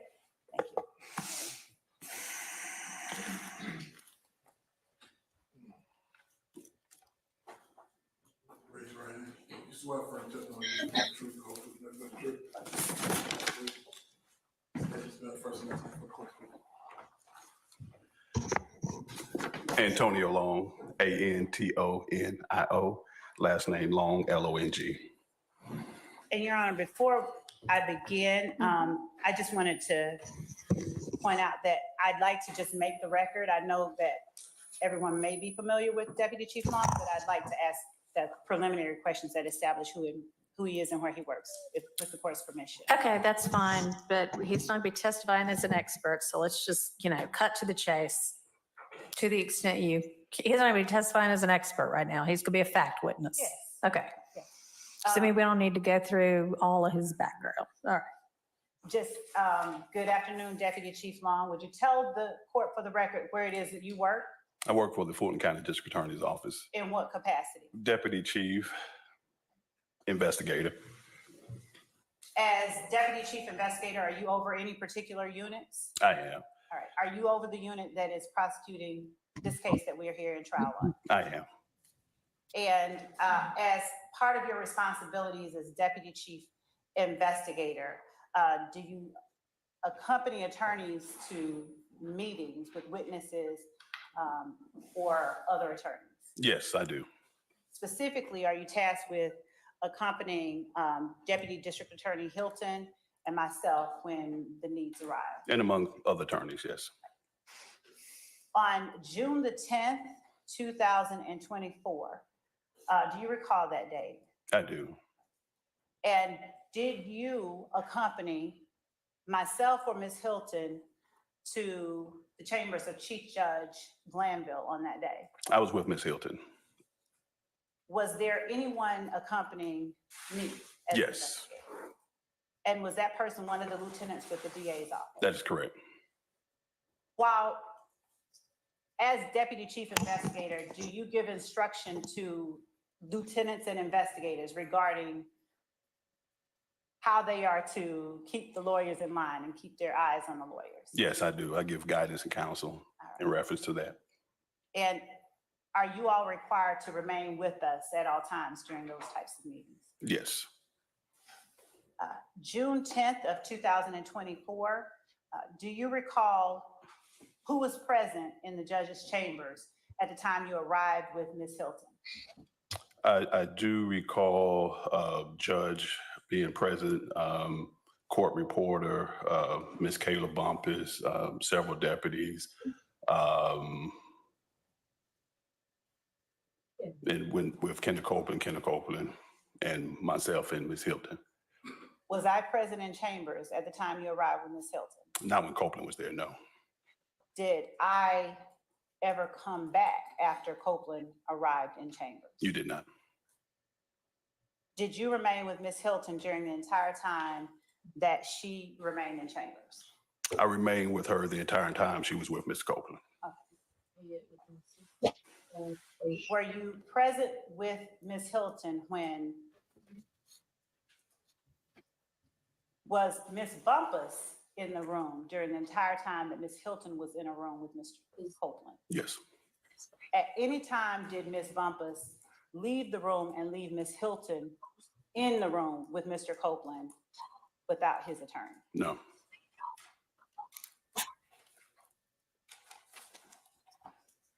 Were you present in the courtroom today when Ms. Bumpus testified? I was. Did you hear Ms. Bumpus talk about an off-the-record conversation that took place between Ms. Bumpus, Ms. Hilton, and Mr. Copeland. I did. Do you recall during the time that you were in chambers with Ms. Hilton, how many times, if any, that you all went off the record? Make sure I understand your question. How many times do we go off the record? Yes, and let me back up and ask you this. Were you able to discern when you all were off the record? Yes. How? When the court reporter was not documenting what was being taking place. Was there ever a time that you all went off the record at either attorney's request? That is either Ms. Bumpus or Ms. Hilton's? From what I recall, there were times we stepped out of the room so that Ms. Kayla could talk to Mr. Copeland. And then the last time, there was a conversation before we went back on the record. At any time that you all stepped out of the room so that Ms. Bumpus could speak with Mr. Copeland, did you observe me go into that room? No.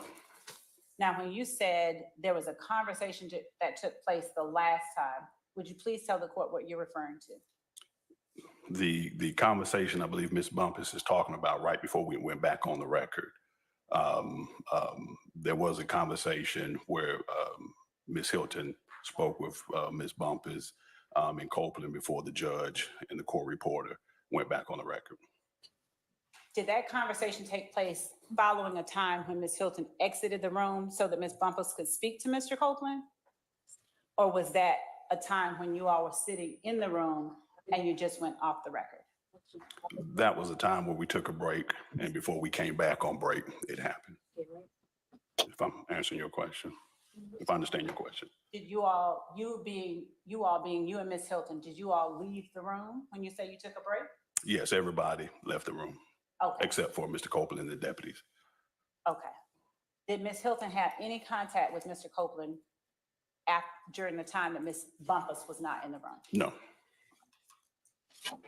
Were you present when, or do you have any memory of Mr. Copeland saying something akin to, "I can claim all of this"? No. Were you and Ms. Hilton within close proximity, within 2 feet of each other during the entire time that you all were in chambers? Yes. Are you able to say whether you all would have been privy to whatever was said? If she heard it, you would have heard it. If you heard it, she would have heard it. Correct.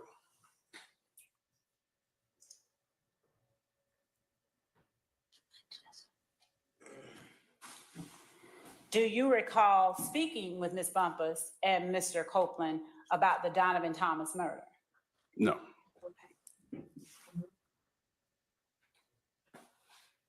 Generally speaking, starting there, would you tell the court what you recall talking about? I'm unclear as to when you're talking about. Starting where? During the time that you were in chambers with Ms. Bumpus, Mr. Copeland, and Ms. Hilton, can you tell the court the topics that you discussed? That not you, but Ms. Hilton and Ms. Bumpus and Mr. Copeland discussed? The topic at that time, Ms. Hilton just made it clear to Mr. Copeland that she expected him to tell the truth, and that if he was going to get on the stand and claim something that he know he didn't do, then she would be looking at prosecuting him for perjury. And so I'm clear, is this on the record or off the record that this conversation takes place? This was off the record just before the judge came back in. Have you had an opportunity to read the entire transcript of the in-chambers hearing? I have not.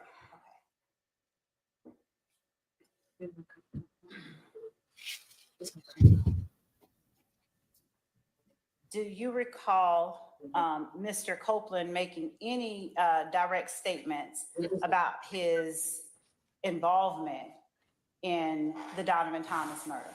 He never mentioned anything about involvement in Donovan Thomas murder. Do you recall him making any indirect statements or statements that could be construed as an involvement in the Donovan Thomas murder? No. Did Ms. Hilton, during her conversations with Ms. Copeland, while you, Ms. Bumpus, Mr. Copeland, Ms. Hilton, the court reporter, not the court reporter and the judge, in other words, during an off-the-record conversation, did Ms. Hilton? All right, hang, back up. So. Hey, back up. Is it your testimony that there was one brief off-the-record time when Ms. Hilton, Ms. Bumpus, and Mr. Copeland were all in chambers, but before the judge was back in chambers? Or just tell me, maybe I'm, yes, no? Yes, we broke for someone used the restroom. Okay. And before we went back on the record, that's when Ms. Hilton and Kayla had the conversation before Ms. Weaver began to record everything. So Ms. Weaver was sitting in there. She was not in there at the time they were off the record. Okay, well, I mean, you can be off the record and still have the court reporter sitting in there, so I'm just trying to No, she get was not in there. clarification. So this was after a bathroom break. Right. Ms. Hilton and Ms. Bumpus head back into chambers before the court reporter and the judge are back. Is that right? Well, I want to say Ms. Weaver did come in.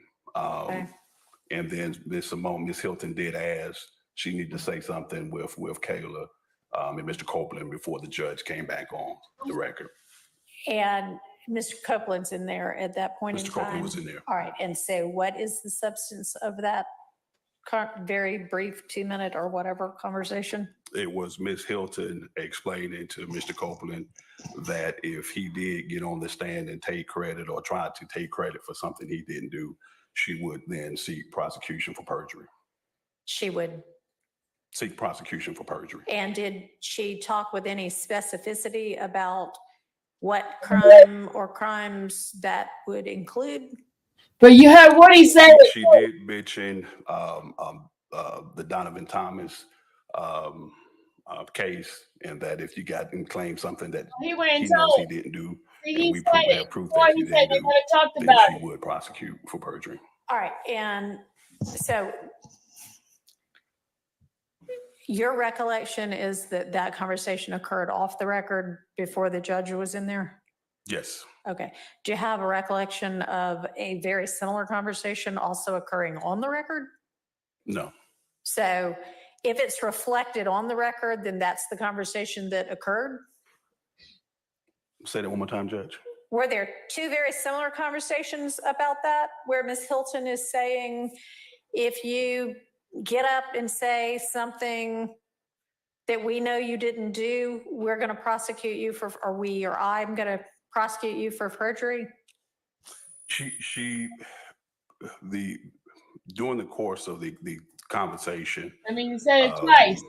Mr. Copeland's concern appeared to be his statements or inconsistent statements. I'm talking about just the off the record now. Just off the record was just in reference to him taking responsibility for something that he didn't do. Okay. I have no idea why that phone is ringing or how to turn it off. This is not my courtroom, so we're just going to ignore it. That phone being the desk phone on the bench for some reason. I don't know why. Okay, sorry about that interruption. All right, and you only recall one conversation about that, whether it occurred on or off the record? I only recall one conversation specifically in reference to Ms. Hilton saying that she would seek perjury unless it was something blatant, a blatant lie. She would or she would not?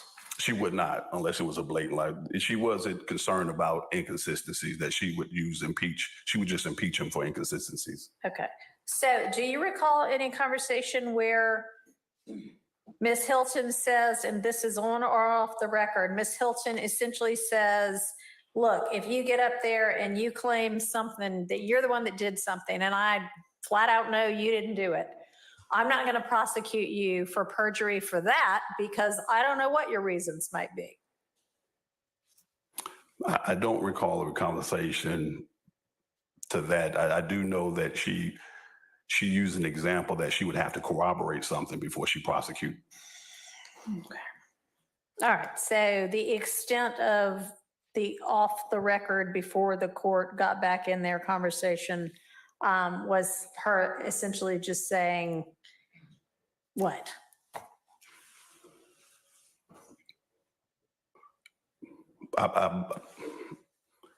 Her conversation was in reference to him getting on the stand and taking responsibility for something that he know that he didn't do, or falsely admitting to something that he did after receiving use immunity. All right. Go ahead, Ms. Love. Thank you, Judge. Did Ms. Hilton attempt, or did she make any effort to explain perjury beyond what you just described for the court? Do you remember her doing that? Doing this off the record or just in general? In general? Yes, she did. Was the conversation that you are relating to the court that happened off the record, did it refer to matters that you later discussed on the record as well, or not? All of it in sense was stuff that per se was explained on the record. It was just clarifying what would constitute perjury versus inconsistent statements, or whether she would need to impeach him. And showing you, for instance, just page 50 of the transcript, line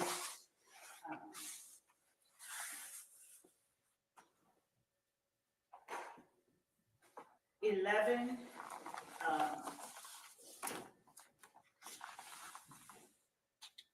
I'm sorry, line 19. If you'll just take a look at it, is that an instance that is similar broadly in nature to the type of the conversation that took place off the record that you were just describing for the court? I'm talking about where Ms. Hilton is saying that's different, referring to the word purge. And Mr. Copeland says that can get me back in jail. And Ms. Hilton says yes. Okay. And Ms. Hilton Nick, in line this is very 24, boring page 50 to me. says it's not what you're saying. Nick, I'm gonna move forward on this because it's boring. What you're saying is not perjury. What you're saying is what we call a prior inconsistent statement, and so forth and so on.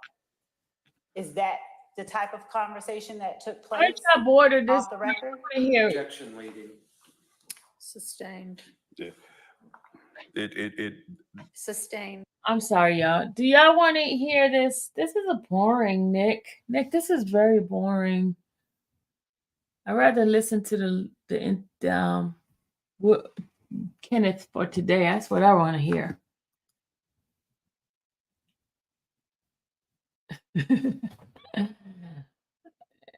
Infamous, you breaking up. No, okay. I was breaking up because I was on. No, Sylvia. I have a theory. What's your theory? Yeah. Who said yeah? Oh, hold on. What did it say here? Type of wind. Nick, this is boring right now. Nick, this is really, really boring. He spilled the bean. He did spill the bean. He told. Because he matched what, what's his name say?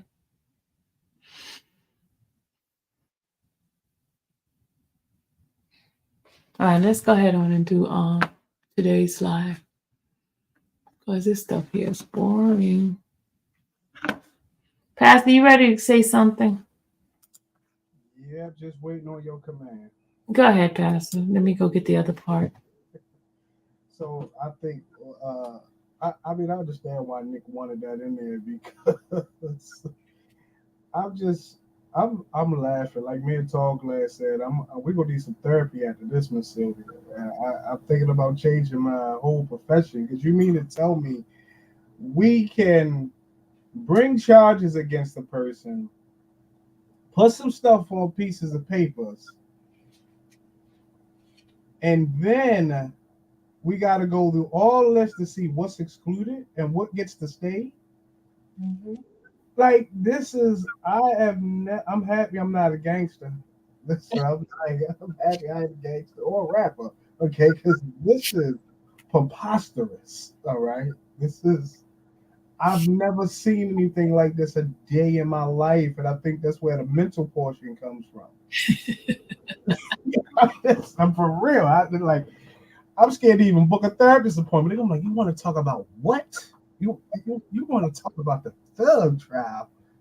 Because, I mean, right is right and wrong is wrong. It's like I said, it's like, I don't know. Like I said, oh boy, he snitched. But now they want to take all of Woody's testimony back and they want to restart it all over because they know it will be in favor of the defense. Okay? It will be in the favor of the defense. So y'all want to start Woody from square one. And now, I don't know. Because, see, I think this time we will see Love probably get at him. Not unless they waiting for Hilton to come back. I know him and Love got a strange relationship. But they're going to try to keep Woody. Now that they got to restart him all over, they're going to ask him the same questions all over again. And they're hoping for the same performance, okay? And then, bam, okay? Now, the question is Woody going to take one for the team? And this is not about the YSL team, because I'm not saying they're part of YSL. Because Woody look like he his own man right now, okay? From what I've been seeing, from what everybody else been seeing, all right? You say he what? He looks like he's his own man. It ain't nothing about no YSL. I done did it for Thug. I done did it for the guy. Listen, Woody is like his own man. Now the question is Woody prepared to, depending on what him and Melnick go up this week with, is he ready to be impeached? Or is he ready for them to frustrate him and then he's going to cop out and he's going to say, I don't recall? Because if I'm not mistaken, Miss Sylvie, even saying I don't recall, they still can impeach him when he gets up there and start talking about how you can't impeach somebody because they don't remember, they don't recall. You can't impeach them. But if they play the evidence, if they ask him a question, that doesn't mean that you're gonna remember. Your mind, you could be on drugs and use a whole bunch of stuff and you can't remember crap. Okay, I did not know that. So okay, that'll be Woody's the defense then. I will go to I don't recall route. I'm just saying, you remember DK kept saying he used so much drug, his brain's fried. He don't remember that. You don't remember? He did say that. Yeah. So that'll be Woody's. That'll be his defense right there. And I'm hoping that Woody is looking. Okay. I'm not a lawyer, but talking over with Melnick. Well, I mean, in life, you're not going to remember everything, especially if you've had trauma and stuff like that. You're not remembering everything. Hey, Tasha, you're not going to remember everything in life. I can't remember stuff. I can't even remember what I ate this morning. So what are y'all talking about? You could forget, man. Yeah. You listen, you're right, but I don't know. Like, I love the fact that how Shard is doing what he's doing. Somebody else said it today, like, she gonna take the phone county. All right, let me go ahead and play this for you guys from this morning, and we're gonna talk about it. This is from this morning.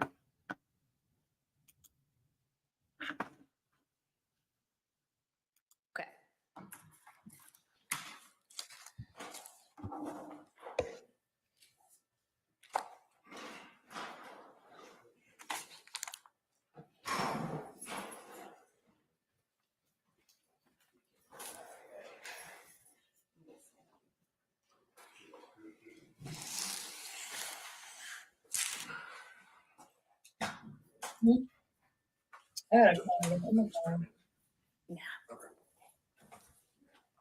Hi, good morning, Mr. Copeland. I'm Judge Whitaker. I think you've been before me before in unrelated matters, but I'm the judge taking over this case now. So go ahead and have a seat. What I want to ask you right now, I know that you have been given immunity with regard to your testimony. And there had been, at some point, you didn't want to testify. At some point, you did want to testify. The first question I have for you. I never wanted to testify. Okay, the first. Well, right, want to. He said, I never wanted to testify. Term, but my question for you right now is, do you have an attorney at all? I don't know. You don't know whether you have an attorney. I would think that would be a no then, if you don't know whether. I was talking to Melanie, but. Melnick? Yes. Okay, didn't he ask to be relieved as your attorney, and did you sign something saying that's okay, you can get out of this? I don't. You don't remember? Okay. Does anybody know whether that actually occurred? I don't believe it occurred. Okay. I believe that Ms. Bumpus, I know she was stand-in. she was standing and I believe something was said on the record to the effect that Ms. Bumpus was relieved. But Yeah, I know she was. There but- was nothing about Mr. Melnick to my knowledge. Okay, maybe we. There was, Ms. Bumpus actually said yesterday, I believe, during her testimony, that Mr. Melnick had directed her to tell Mr. Copeland that he could either exercise his, Well, he could do choose one not thing, to testify. right? Or if he chose to testify, according to Ms. Bumpus. Yeah, I remember she said, there's this paper I'm supposed to get him to sign. I'm trying to figure out whether it got signed. So I never got Mr. Melanie off my case, Okay, so he's still your attorney then? I guess. Okay, all right. Well, then that's the answer we've got for that. All right, so I'm going to try to get a hold of Mr. Melnick and see if he can be here with us this afternoon, because some of what I suspect you recall when you were brought into Judge Glanville's chambers with Ms. Bumpus and a couple of the people from the state. And there was a discussion that Ms. Bumpus and Ms. Hilton and Judge Glanville had with you. You asked some questions. They gave you some information. Some of that information was not actually factually correct. And I want to make sure that you have the opportunity, understanding what it is that the immunity order means, understanding what the potential consequences are if you do testify or if you don't. We're basically going to kind of start over and So if do I that don't testify, over. Huh? So if I don't testify, how long you gonna hold me in jail? So, I mean, that's still an issue that you can be held in jail through the end of this trial, but I'd rather have Mr. Melnick here to advise you about the potential drawbacks and benefits of what, if there are any, This of any trial of right your. To the end of this trial, Yes. not the other people. Not the other people. Not as far as I believe, but the state, what, did you want to do some further research on that? Yes, just to advise the court Okay. of. Okay, so I just wanted to know, first off, do you have an attorney? Because if you do have an attorney, then your attorney may have some information, advice, and research for me about that. So I want to make sure that I tell you the correct thing about that, okay? So we're going to take a lunch break in a little while, and why don't we plan to have you back here on standby at least. I don't know who was in communication, but we need to reach out to Mr. Melnick, see what his availability is. So just be on standby in case I need you here like at 2 or 3 this afternoon. 2 or 3? Yeah, because we're about to take a lunch break before too much longer. So you're okay to leave for the next couple of hours, but stay where whomever reached out from the state can reach you to let you know whether you need to be back here this afternoon or potentially tomorrow instead, okay? All right. All right, thank you.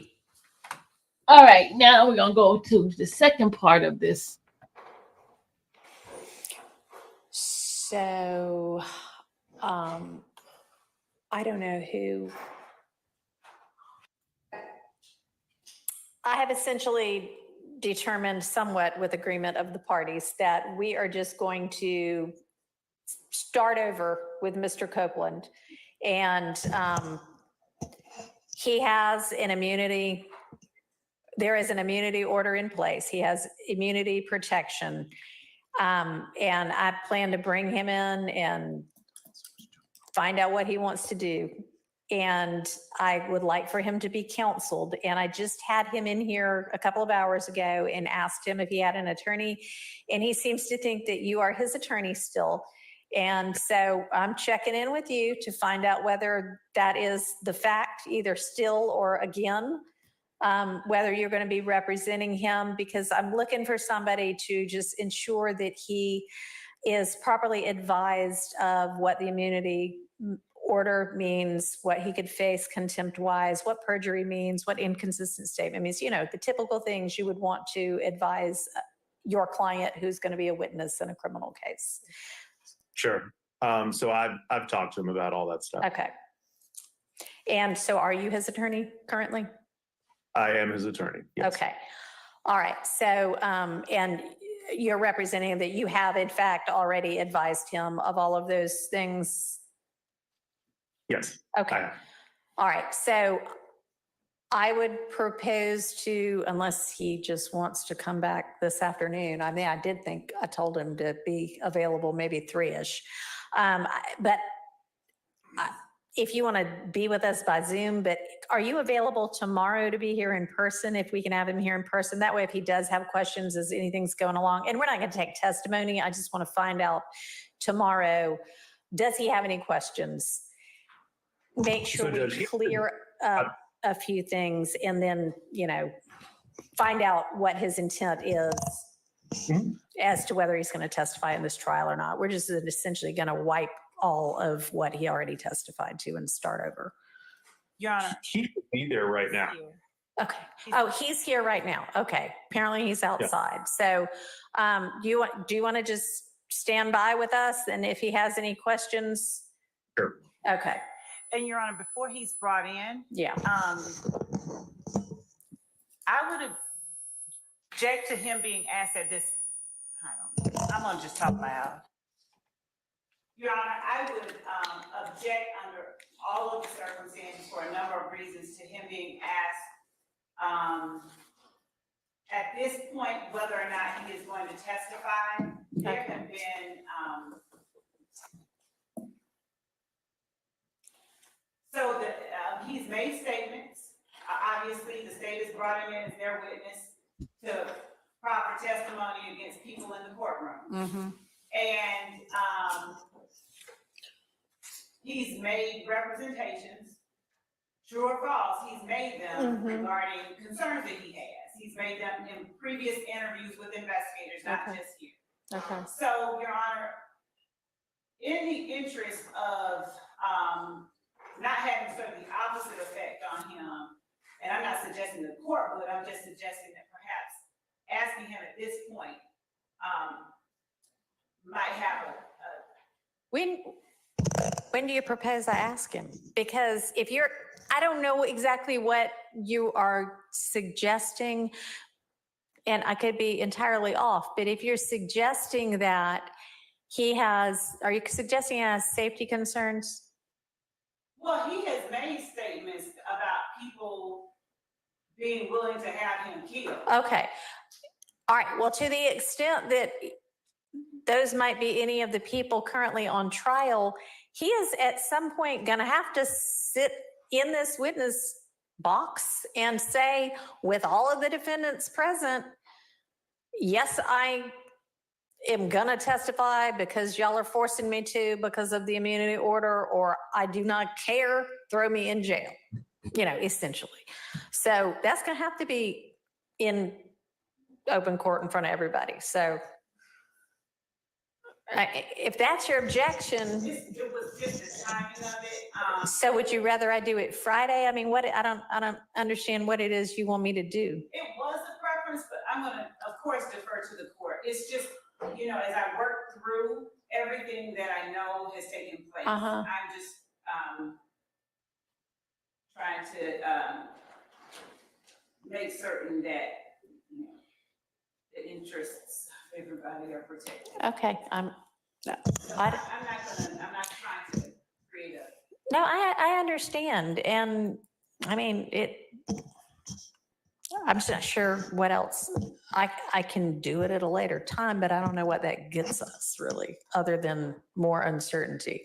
And I also realize he may say one thing right now and then another thing right before he is brought out in front of a jury. You know, I don't know. We can still check with him again because we are not at this point having a jury in here tomorrow. So at the point when we get to a jury, if we get to a jury again, then I can ask him again to make sure. I think that would probably be advisable, but everybody's here right now. So I would propose that we do this kind of right now. But before I bring him in, does anybody have anything they want to make sure I make clear with him? Not for me, Judge. Okay, so Mr. Melnick, you weren't here when we had our discussions about what was the outer limit of how long the court could hold him if he chooses not to testify. And it is my belief that the longest he could be held would on contempt would be through the end of this trial. So if you need further discussions with him, let me know that. I don't think so, Judge. Okay. All right. And Your Honor, and I know Mr. Melnick obviously knows how to do his job, but he wasn't, and I don't know how much he's reviewed the transcript. Let me actually ask him, have you reviewed that transcript of the June 10th ex parte? Mostly. I haven't. I can't say I've sat and studied every single word of it, but I've mostly reviewed Okay. it. So, I mean, the defense believes, and I don't necessarily disagree, that there, in addition to a different interpretation of how long he could be held, there is currently a different interpretation of the correctness of the advice about statutes of limitation. And we also think it doesn't ultimately matter because what is protecting him should he testify to something that he did that's criminal is not whether a statute has run or not anyway. It's that he has immunity. But it's possible that a couple of, every statute that you could be worried about has run is not accurate. So, I think you were aware of where in there they said something about a statute, and you're probably aware that there are things he could still be charged with. And does he understand that not every statute has necessarily run on everything he might be criminally involved in, but it doesn't matter because of this immunity order? Or I don't know whether, go ahead. Yes, Your Honor. Okay. He understands.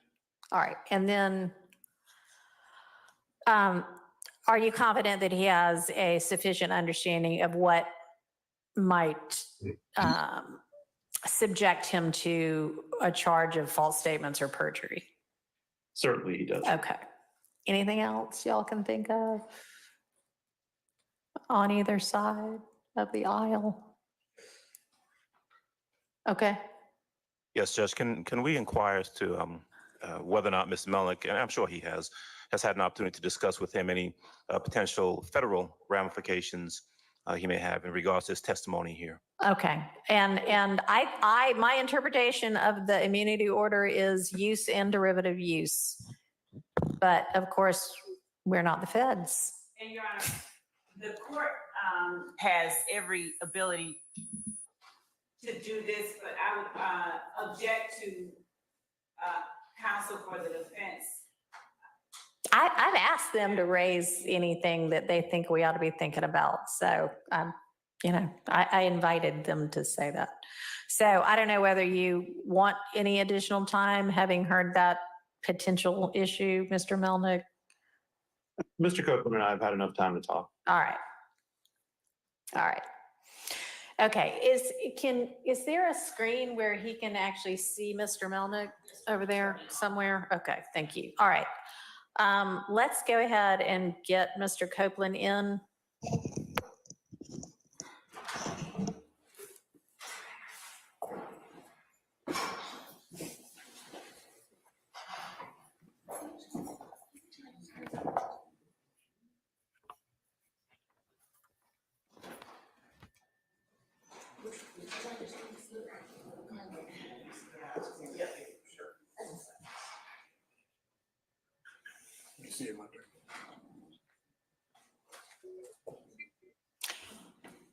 All right. Hello again, Mr. Copeland.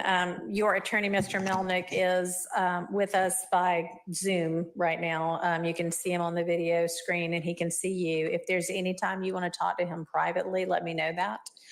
And I know y'all have had an opportunity since you and I spoke this morning from the bench and the stand to talk about the fact that the state is not interested in you pleading the fifth, and in order to avoid you pleading the fifth, they have secured an order that says you now can be essentially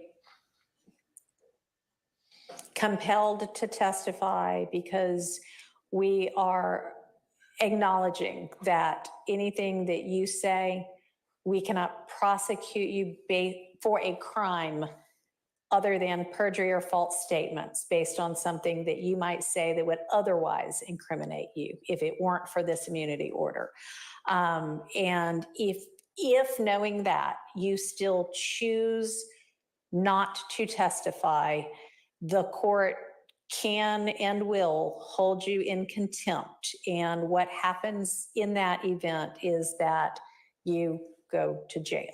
And the length of time that you could be held in jail for if you don't change your mind and say, okay, I guess I will take the stand, is through the end of this trial. I don't know how long it's going to last. I think previous projections had been February or March of next year.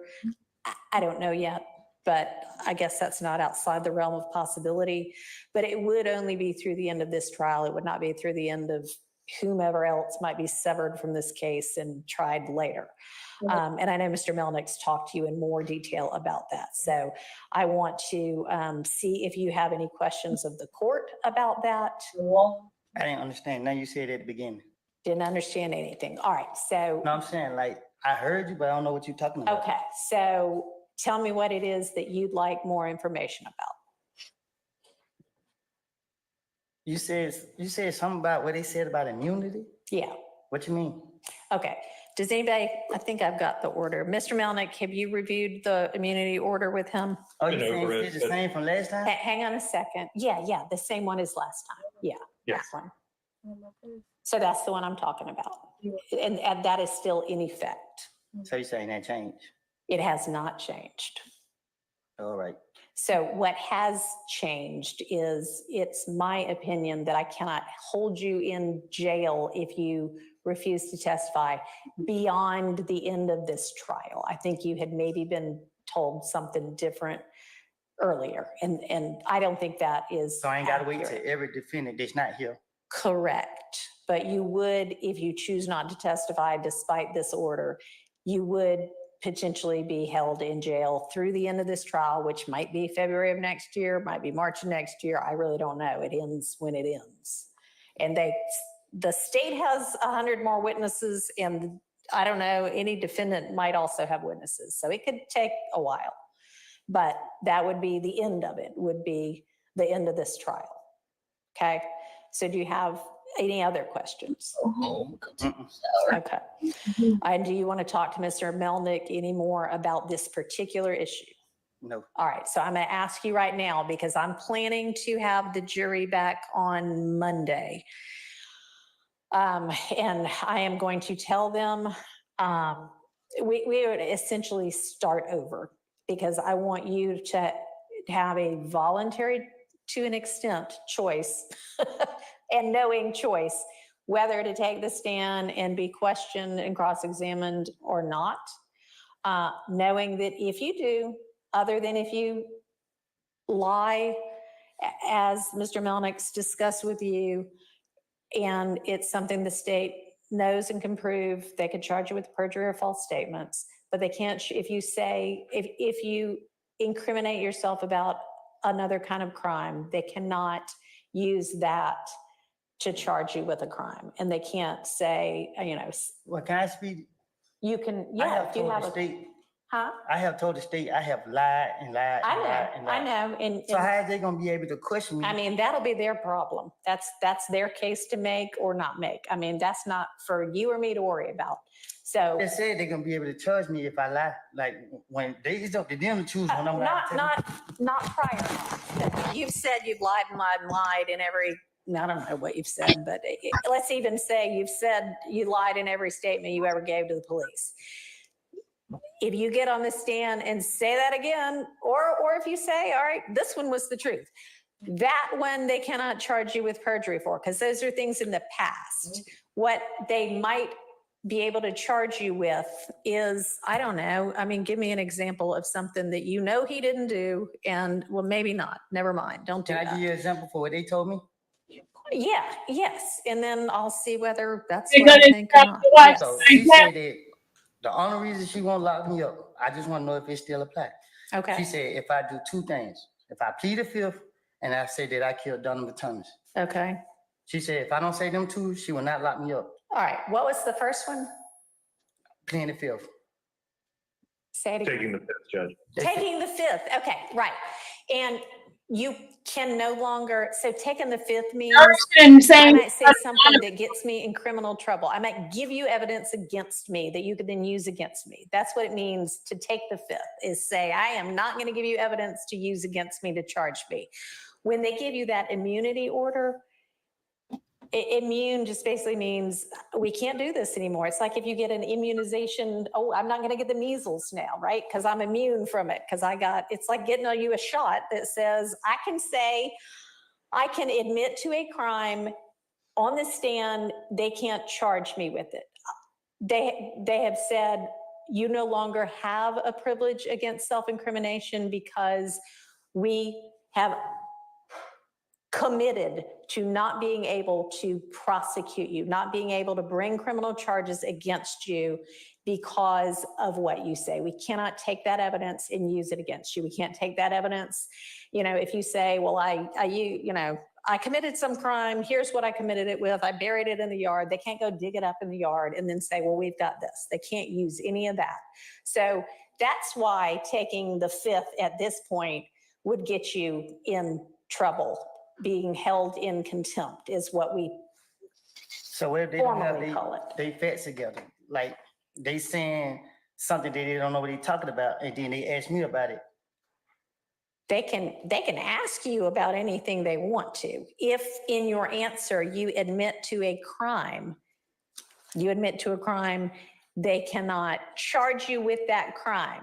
Now, if you admit to a crime and they have evidence that is pretty certain that you did not commit that crime. For instance, somebody gets robbed yesterday and they have proof that you were in Europe yesterday. There's no way you could have committed that crime, but you say, yeah, I committed that crime yesterday. That was here in Atlanta when they know you were in Europe, and they got video of you in Europe and you sent a postcard that said, I'm having fun in Europe. That would be proof that you're lying. And so that they could charge you with perjury for, okay? Or false statements for. Okay. Okay? So what I want to know from you is when we have the jury back on Monday and you're still under subpoena, so you're still obligated to come, and I'm asking you now, when they're like, all right, we're calling Kenneth Copeland, are you going to say, okay, ask me what you want to ask me, I'll tell you whatever I'm going to tell you? Or are you going to say, nope, I don't care if you throw me in jail, I'm not saying a word, I am not getting on the stand? It depends on how I wake up. Okay, all right, well then we will just revisit it on Monday morning. So plan to be here at 8:45 on Monday morning. And how I wake up. You're free to go for now. It depends how I wake up. All right, Mr. Melnick, please be with us at 8:45 on Monday morning. Can you do that? Okay. Thank I'm you. on a trial calendar with Judge Barwick, but I'll notify her what's going on. All right, thank you. Appreciate it.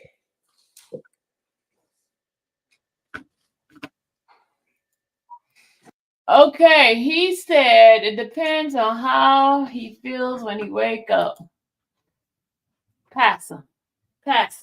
What's your That's my new line. That's gonna be in my brain cell for the next 2 weeks. I'm telling everybody. It depends on how I wake up. I wake up. I tell you not, I will plead the fifth or not. She is so in a rush. Like when you look at her, like look how she be so. Oh, I want to grab the mic real quick. I just got to say something. I think she got a slight touch of ADHD. Yeah, I think she got a slight touch of ADHD because she just be like, oh, and then like she is so. This case, why y'all just don't throw this case away? Like the defense and the DA don't get along. None of them. Like nobody. And I could not be in Fannie Willis' position because it's like playing poker right now. It's really like playing poker. All right. Everybody is heated at the district person. And we get you, Fannie. Okay, if you watch it and you like, all right, I got a dog in the courtroom. Okay. But even the dog, okay, is gonna have to get some water and towel. I'm hoping Miss Hilton is about to go do something else because clearly, like, she don't care about Hilton. She don't. I don't know about Melnick. I don't know about how long they've been. I mean, not Melnick, the other ones, Brown and them. But she don't really care too much about Hilton. She commands the courtroom. She's still trying to command the courtroom. And the judge, I'm happy. That's the goodest thing that I've seen. Okay, Pastor, I wanted to give the people some insight of what happened after he got off the stand the second time. You know, the investigator was trying to rush behind him, to get behind him. Hey, hold on a second, Kenny up. Was trying to rush behind him, and he was speeding out of there, and so he didn't want them near him. So he just dodged out of there. They were trying to chase him, basically. Hey, Henny Hen. Hi, Miss Sylvia. Hi, chat. Hi, mods. Hi. I don't know there with us. Pastor. Hey. How you guys doing today? We're fine. What would you like to say, Henny, about this? Well, I got a question. Okay, we have rights as people. What I'm not understanding is being the coercion, all the stuff they did to Woody. They lied to him. They could have got him in trouble just from his first testimony. How is it that it's like he has no rights? And he's free. And he's not even in jail. Yeah, but it's still, I mean, I feel like after all they did to him, there should be a line drawn.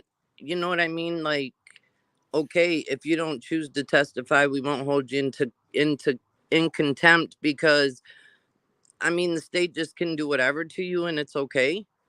My thing is he had an attorney. I didn't call the attorney before y'all did that immunity thing. So you gave him something he didn't even understand the law on. Right. They violated so many of his rights and they're still putting him back in that position. I just don't understand that. And then, Miss Sylvia, what really bothers me today, what boiled me under my skin, why does she constantly keep getting up here with this? He is in fear of his life. I think the whole nation have seen, okay, that I don't think that Woody's in fear of his life or anybody in that courtroom, like that judge said, of doing anything to him. Not unless somebody can vouch and say he rolling around with like 8 bodyguards, because Woody been everywhere. No, I think there was a part where Woody said he wasn't afraid.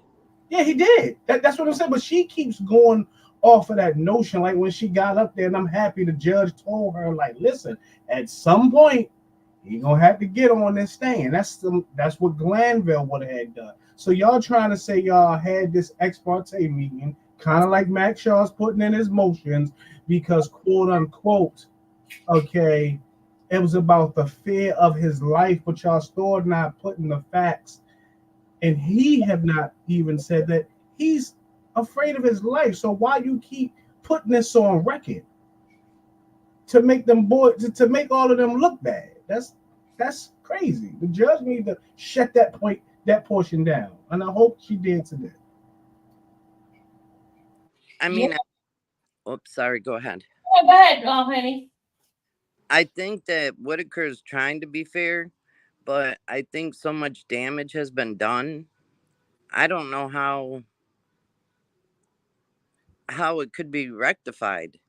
I mean, it's like the state does something wrong and they just get like a pat on the back or something. That's what it seems like to me. It's just not fair.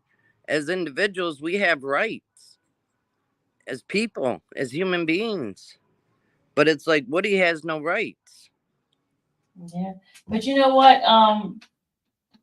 Some of the stuff that Steele wrote in that motion today, and then what Chard wrote, and you know she still has not ruled on Weinstein. She's waiting for the state to respond and hear the kind of response they give, and this is going to be the deciding factor, y'all. And he come right on the stand and he said that they told him that the only thing that he'll get in trouble for is pleading the fifth and saying he unalived Donovan Thomas. Yep. He said it. Yeah, he did. And I noticed the judge just bypassed that part. She focused on the pleading the fifth. Yeah, she did. I noticed she never brought that back up again. I don't think she wants the same thing that happened with Judge Glanville. I don't think she wants, because Woody didn't already been in front of her. She don't want to send that man to jail. I'm happy that because Judge Glanville didn't take this tone, okay, or this rhetoric, and she broke it down to the T. Maybe it's her voice tone, okay. She broke it down to the T. Her mannerism towards, and I like her mannerism towards everyone right now. Okay? Yeah, she allows people to express themselves, allow them to talk, and she's not rush with them. She let them talk as long as they want to. Okay, hold on a sec. I got other people trying to get in. Sorry, guys, I wasn't looking at my computer. Sorry, I wasn't looking at my computer. That's all right, okay. Other people up here. So we're gonna go to Deanna, then we're gonna do it in press, and then we're gonna put you on, Tracy. Go ahead, Deanna. Hey, everybody. Hey. Okay, so I was messaging saying I had a theory. Okay, so remember when Steele was saying everything that was in the ex parte, and he was like, they mentioned about what he said was somebody that wasn't in court that possibly killed Nut. Mm-hmm. I think it's still Brady that wasn't discussed yesterday or mentioned, because when she brought up like another person being in the car, and that's who they did the like phone analysis on now. I think there was some truth to what Woody said, and I'm mad that it's not. I don't know if they paid attention. It's not in Steele's motion, but I thought he would have brought it up. Like, this is possibly what Woody was saying happened in the ex parte, but nobody brought it up when they spoke about what possibly was taking place in the ex parte and what the private conversation was. That was a different crime they were talking about with that other guy.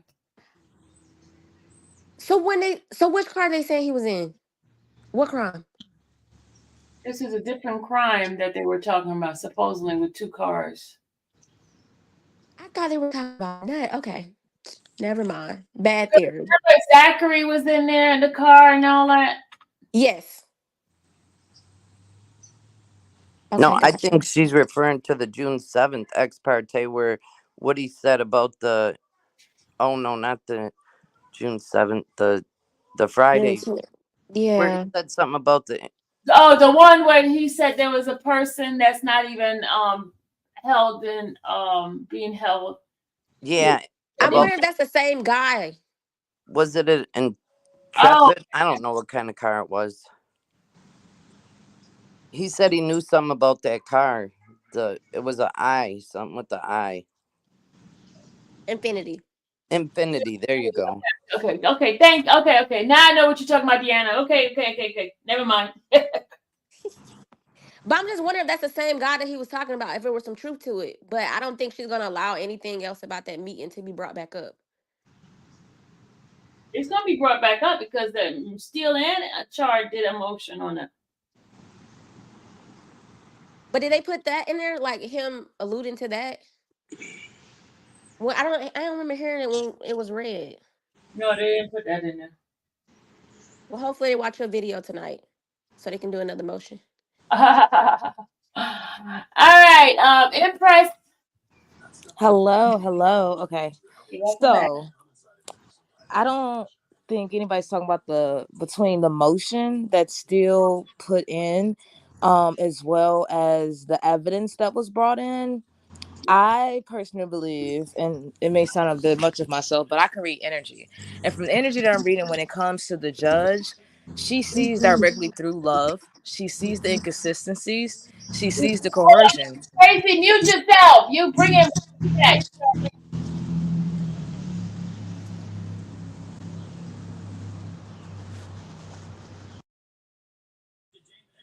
Yeah. So the judge sees the coercion. The judge sees Miss Love and the way that she's running her show. I think what's happening is she's building is the wrong word to use, but she's putting everything together so that when it does come out, that I believe it will either be a mistrial dismissal.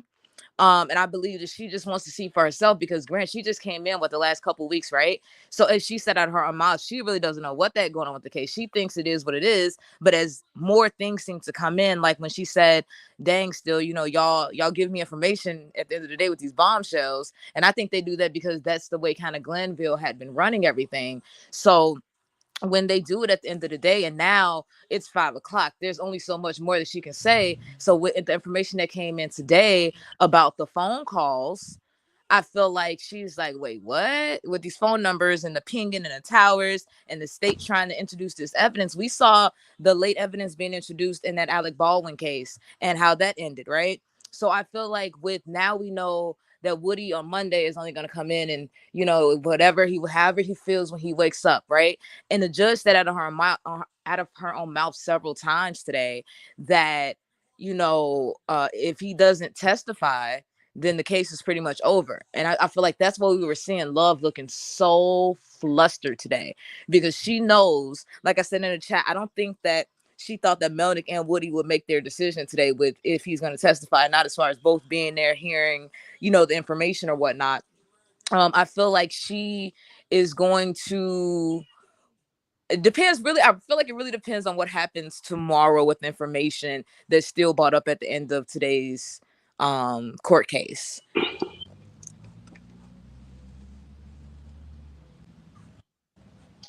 So I'm just waiting to see, like everybody else. It's very interesting. I know a lot of people are saying that they don't think she's going to declare a mistrial, but I feel like she is. I feel like they don't understand the giggling. I feel like when the judge giggles, she's like, what a freaking mess this is. Yes, what did I get myself into? People think giggling is for some other reasons, and I understand there's people's life on the line, but when you are given an assignment, because she was given this case, she looking at this like, what in all green earth is on my plate right now? And every time Love says so, she just start cracking up. Yeah, it's the mess. I agree with this. The mess that she sees. Instead of getting angry, she laughs at it. Mm-hmm. Okay, Tracy, it's your turn now. Hey, Miss Sylvia, how you doing? How's everybody doing? Good. Yeah, I think first of all, Monday, I think Woody gonna testify because he ain't did no jumper, Vlad. He ain't finished with his runs.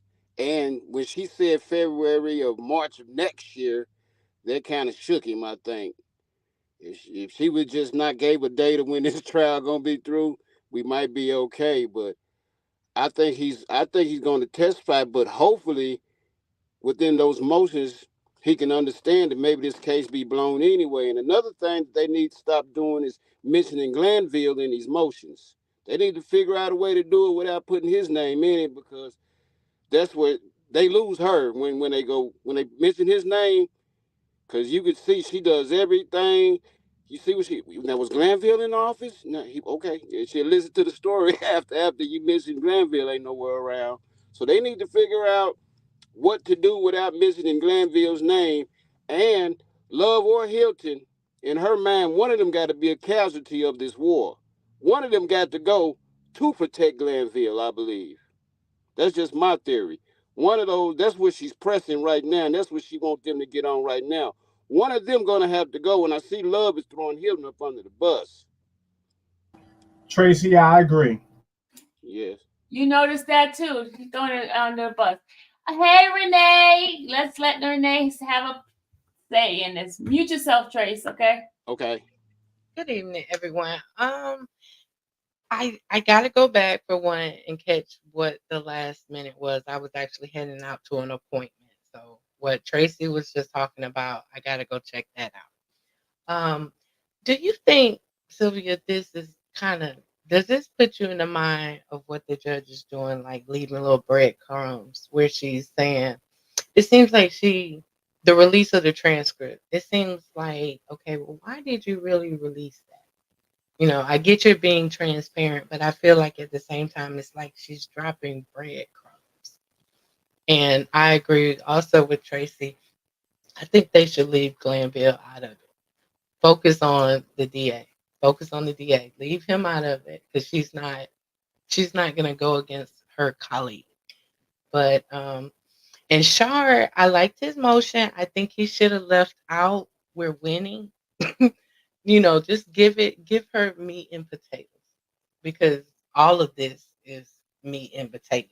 And but they are winning. Right. But even though John don't believe it, John over here don't believe it, but they are winning, John. But we shouldn't be arrogant. You know, we don't grovel over our opponents. You know, so if you're winning, know that, keep that abreast. You know, and besides, you don't let your left hand know what your right hand doing. Don't get so arrogant where you may lose track of always staying on the up and up. You stay sharp. But that's all I wanted to say. Thank you for continuing your hard work. I'm sure. Well, I know you're blessed. You're blessed. You got so many people watching you. So thank you for all you do, Sylvia. Thank you, Renee. All right. Anybody else wanted to say something? Henny? I know Pastor got something to say. You know, he always got something to say. Can I say something, Miss Sylvia? Do you? Sure. Is there anything like after this is over? Can Woody or Young Thug and them sue the state? I really don't know. That's not a question for me. That's a judge's. That's a lawyer question, not Sylvia question. I don't have a clue. So many of their rights were violated. I just don't understand Yeah, how. it's a lawyer on that one, not Sylvia. Sylvia's not a lawyer. Well, can you ask the lawyers? I can ask. Okay. And then let us know. I'll definitely ask that. Thank you. Oh, you're welcome. And you know you're a blessing, and I appreciate everything you do. I appreciate you too. Bye-bye. All right. In the bushes. All right. Mr. 444 Smile, come on up. Come on up, 444 Smile. Pastor, what are you still doing up here? Everybody else left. You still up here. And Sarah, I ain't even gonna lie to you. I'm cleaning up my desk and just listening. Oh, okay. 444 Smile, come on up. Next batch. Where are you guys? You know,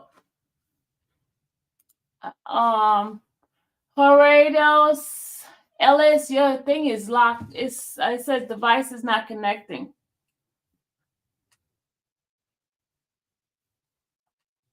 All right, I go 444 Smile. Oh, there you go. Hey. You talking to me? Yes, I was talking to you. Hey, Miss Sylvia. How you doing? I'm fine. Thank you so much for everything you do. Boots on the ground. You the bomb. You the bomb. And to the mods, you all are just phenomenal. For real. You really are. The way you hold the room down. Hey, don't call. They call them the hall monitors. They are great hall monitors. Oh, they're hall monitors? Okay, I have to remember that. Hall monitors. But no, what I was going to say is that I have to agree with Impress. A lot of people are saying they don't like the judge and they feel like she's going a certain way rather than the other. We got to first remember she was a lawyer before she was a judge, and I've been paying close attention to her and her body language. The people think, oh, that laugh she does, but she's doing that because I think that she's setting Love and Hilton and them up. She knows what she knows, but she's allowing them to dig their own grave. And I think that's why she kept saying she wanted to start all over with the whole Woody testimony, is because she could see the corruption, but she already knows that all eyes are on this case. They're under hell of, scrutiny. And the last thing she wants is now they're asking for her to recuse herself.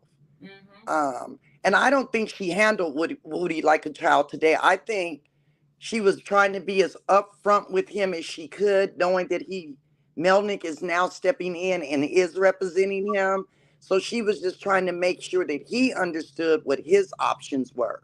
I don't think, and he said to her, he said openly to her, he said, I heard everything you said, but I don't understand nothing you said. When she went back and tried to go back over it in a different kind of way with the whole robbery scenario. And then at that point, it was kind of like the light clicked on for him. But I do think that on Monday, he's going to take the fifth. You think so? I do. Okay. I do. Okay, I'm done. So somebody else can go ahead. They go, Mr. 444 Smile. He said he wants 10 minutes. Go ahead. Your 10 minutes starting now, Mr. 444 Smile. Based on what I feel. Okay, you and that muffled phone of yours, sir. You hear me now? You need to take the mask off or something because you muffled. All right, you hear me? Yeah, we hear you. You still sound muffled.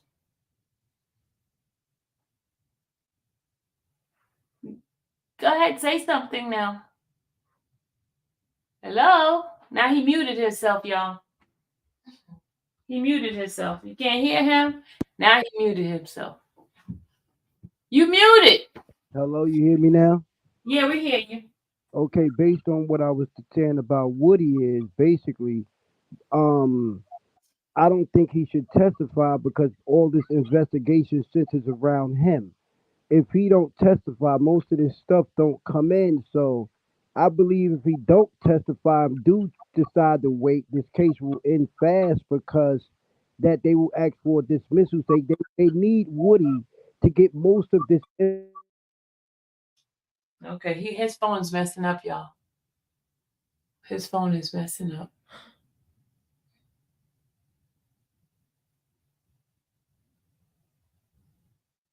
I can kind of piggyback off what he's saying because we pretty much are going to say the same thing clearly, if that's cool. Unless you back. Go ahead. Okay. I don't know. You hear me now? I'm back. I hear you. Okay, he came back. What I was saying is basically this investigation centers around Woody. So I believe that even if he sit tight, this case will end fast because they need him to get most of this stuff in. And I believe Steele do not want a mistrial, and I don't think the judge want this because if Woody do testify, Steele is going to find.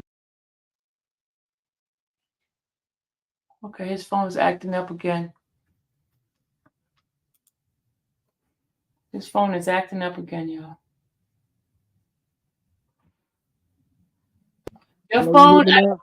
Your phone is messing up, sir. You can go out. You hear me now?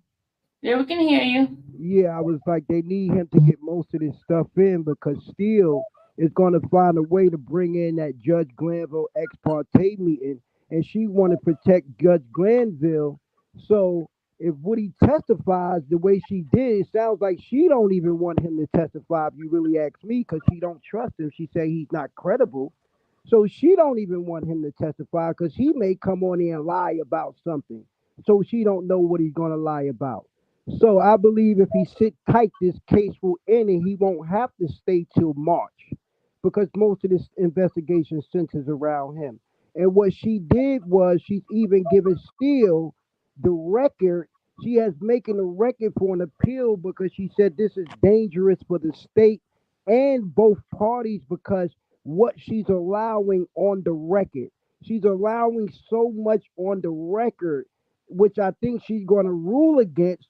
But at least she knows she has given Steele what he wants is his record, to where this is going to be dismissed with prejudice by the appellate division, which if he is convicted, he may sit for 6 months to a year, because the appellate division is going to dismiss all of this with prejudice, and she knows she just cleaning it up. That's all she's doing to rule against, to protect the record for Steele, which Steele wants. He don't want a mistrial because he wants to cross-examine Woody and show that the state is dirty. He want to expose the state. This is personal for Steele.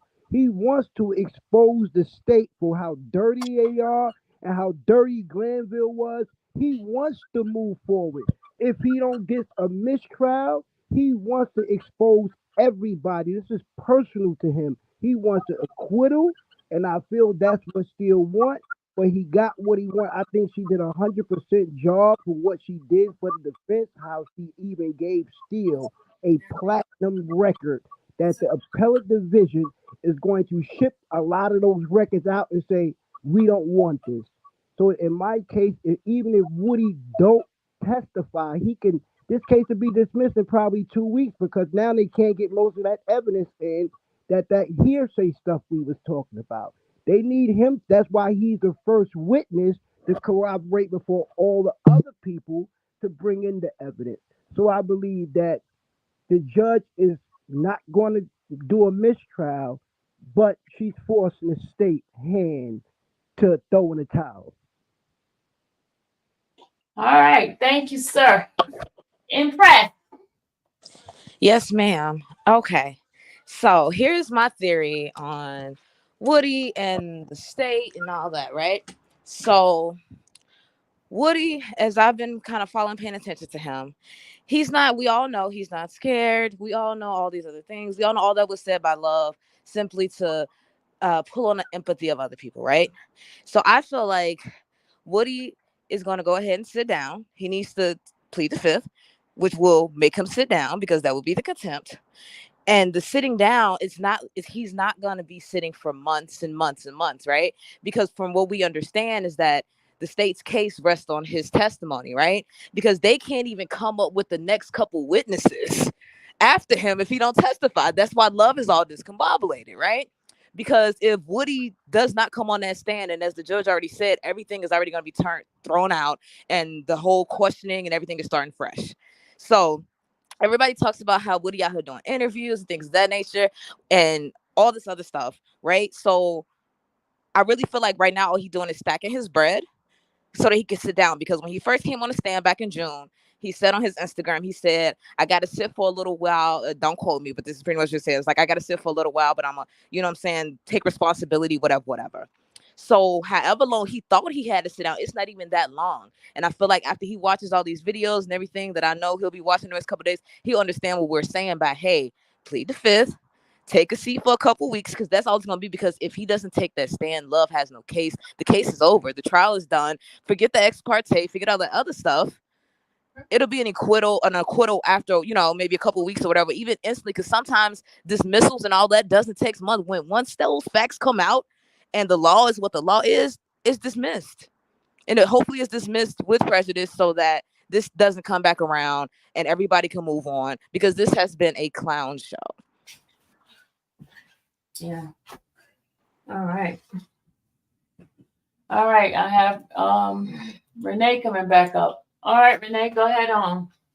Well, just to piggyback off what T was just saying. When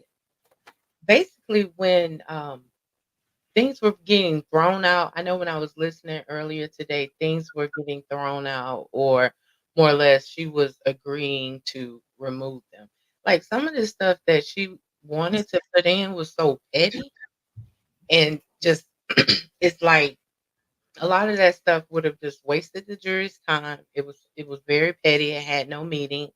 I think this judge is doing a very good job, and she makes what should have been done initially before the trial even started. She makes it look so simple. Like, why wasn't this done like at the beginning. So I kudos to the judge. I really like her. I really do. And I'm digging everything. I love her attitude, her rapport with everyone in the courtroom.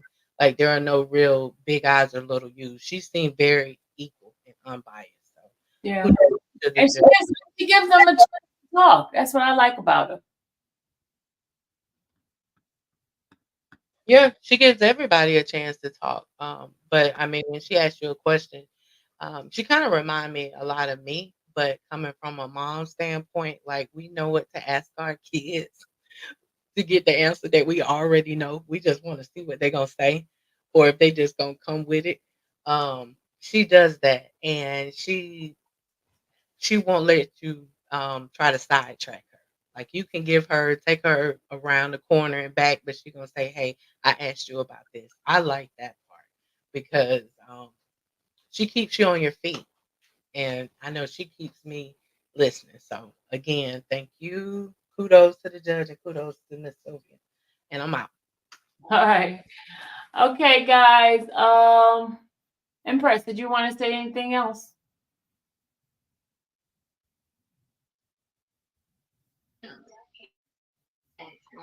I did. Okay, last thing. So I just said in the chat, however, that's not covered. It's not real.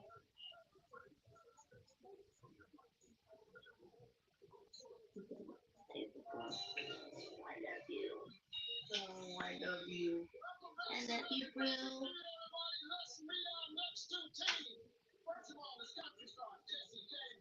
You there? Empress. Did we lose her?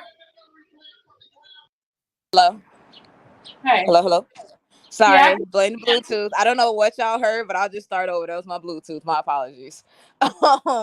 So I was saying that outside of the ex parte, and with everything that has happened since the ex parte, obviously we know that we people that comprehend and understand, we know that meeting shouldn't have happened. We know that the way it went, whatever, right? But at the end of the day, between everything that happened today, I don't think we have to worry about a lot of the other stuff. That stuff will be taken care of if, they go back, in the future with the appellate's court or whatever needs to happen. But this case itself, this RICO case, after the next couple of days, after tomorrow, and if whatever happens tomorrow goes, according to plan, then Monday. But at the end of the day, I feel like we shouldn't have to worry about the ex parte because clearly no one else is worried about the ex parte. We're still talking about it, but so much has happened since the ex parte. At the end of the day, anything that happened after that ex parte shouldn't even matter, but it does because that testimony with Woody, right? So you have all these other co-defendants on the case that rest on his testimony. And like I said, I think the judge is setting him up for the alley-oop to say, hey, young man, take a seat. I don't think the defense nor anybody else actually only people that want him on the stand is the state. So at the end of the day, with him having to sit down and just saying, okay, this is because these men have been in jail for almost 2 years off of this man's interview and whatever other evidence we have yet to see in the 9 months we've been listening to this case. I feel like if he gets on the stand and says, I don't recall, or is inconsistent, then they're going to bring in the videos, the jail calls, the tapes, all that stuff they want in based upon the fact that he's going to get up there and say, I don't recall, which is why I keep saying he don't say I don't recall. Like, it sounds great in a typical case. But in this case, where I hope that most of us are rooting for the defendants, he doesn't need to get up there and say, I don't recall. He needs to just plead the fifth or say, I don't want to testify. He goes to sit in jail. Love sits there looking like a crazy, like she be scratching the back of her head, like, oh my God, right? So that's the energy that she's going to be in if he decides to not take the stand. Because if there's no Woody, then she doesn't know who the next person is to come up, because Woody was supposed to lay the foundation for everyone else. So the case in general, all the discussions we're having about the ex parte and about the Brady violation, all that, like we already know, she didn't even rule on emotions that came in the past couple of days. So there's still stuff for her to rule on. But I think that the more she's starting to hear about this case, the more she does realize the joke of it that it is. And I also feel like the way she explained to Woody about the immunity, I think that, everybody said, okay, well, Melnick should have told him this and that. We kind of see how a couple of them have their incompetent moments. So when we hope that Melnick gives Woody the same explanation that the judge was given to Love and to Steele, I don't think she did it, because when Woody got on the stand today, she didn't explain it in the same manner that she explained it to Love and Steele. And granted, that's not fully her job, but that was also requested by, I think, one of the defense attorneys for her to explain it to him. But I think that was just if he didn't have a lawyer. But the interaction and the energy that I get from Melnick is that him, Woody, and Kayla got a different type of energy going on. I don't know if it's just for the money or just for the fact that he probably needs a lawyer, but I don't think that Melnick is going to explain to Woody exactly how it was explained by the judge. The fact that it's the wrong type of immunity, the fact about the Fed part of the immunity or the lack thereof, the portion about he can't plead the fifth, because I was seeing people say, oh, he can still plead the fifth, but that is what's going to lead to contempt. But that's exactly what he needs to do. So that's all I have to say. Great. Thank you again. Okay, let's go on to our next folks. Okay, let me just read. Ariel says, I like the way the judge asks questions. She's very direct. Unlike Love, she tries to confuse you. That is why all her witnesses are sounding confused. Okay, great. Thank you so much for the super chat. All right. Invisible Woman, go ahead on. Hey, Miss Sylvia. Excuse my tone. I want to let the chat know that last time I was on here, they was talking about my voice. I have a voice machine in, so I might sound funny. But don't listen to the messenger. Listen to the message. First of all, I want to say, when it comes to Woody, my thing about it is, this was years ago. That young man, he's trying to change his life, for one. And for two, I look at it like this. If he is to get on the stand and he is to get up there, he can say, yeah, I said it. I said all of it. But he also can say, I told a lie. What they going to do when the defense come across him and he say, I lied? I was lying. He already said I was jealous. He was going through his own thing. And then we haven't heard everybody else witness, every other witness. Everybody else has wrote statements, but people pick and choose who they want. You know what I'm saying? Who they want to pick and choose. That's just how the world is. And I feel like the state did him that way just so the world could look at him. I mean, it's so much division in Atlanta. So it don't make no sense. And it's still unaliveness and everything going on with the violence with these young kids out here. So, where is this RICO changing? What are they doing? So I was proud of him. He got up there, he told the truth today. The judge, I feel like, from where she being a judge, I think she fair. I think she got a job to do. And I just feel like this is not gonna last long. So everybody keep praying for Thug now, because they was all young and they made mistakes. And that's all I wanted to say. Thank you. You're welcome. Thank you for being up here. Thank you. Angelica, I'm sorry if I said your name wrong. Hey, Miss Sylvia, it's Angelica. No problem. Hey, chat. I first want to start off saying the state has not been proactive at all. Even with Whitaker, motions haven't been answered. And today, Love clearly didn't have a clue. And Shard was kind of making her look good because he kept stepping in when he should have just let her kept sinking herself.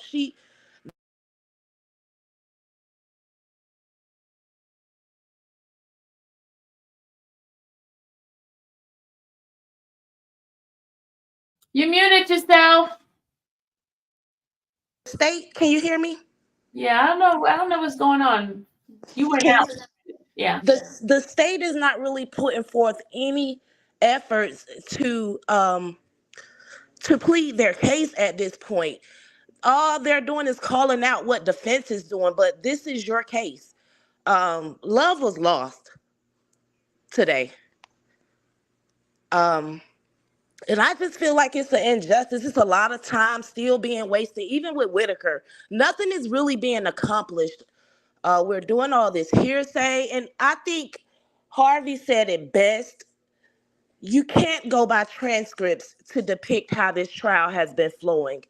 That judge would actually have to read the facial expressions, the atmosphere in that courtroom, because all of those things do matter.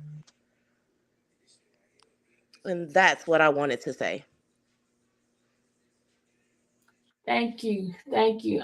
You're absolutely right on some of the stuff that all the stuff that I agree with you. So, man. Yeah, it should be technically it should be over. And Whitaker said earlier before getting Copeland on the stand that she was gonna ask if he had been coerced. She just asked him how he was gonna plead. What does that it matters, but what does it really matter?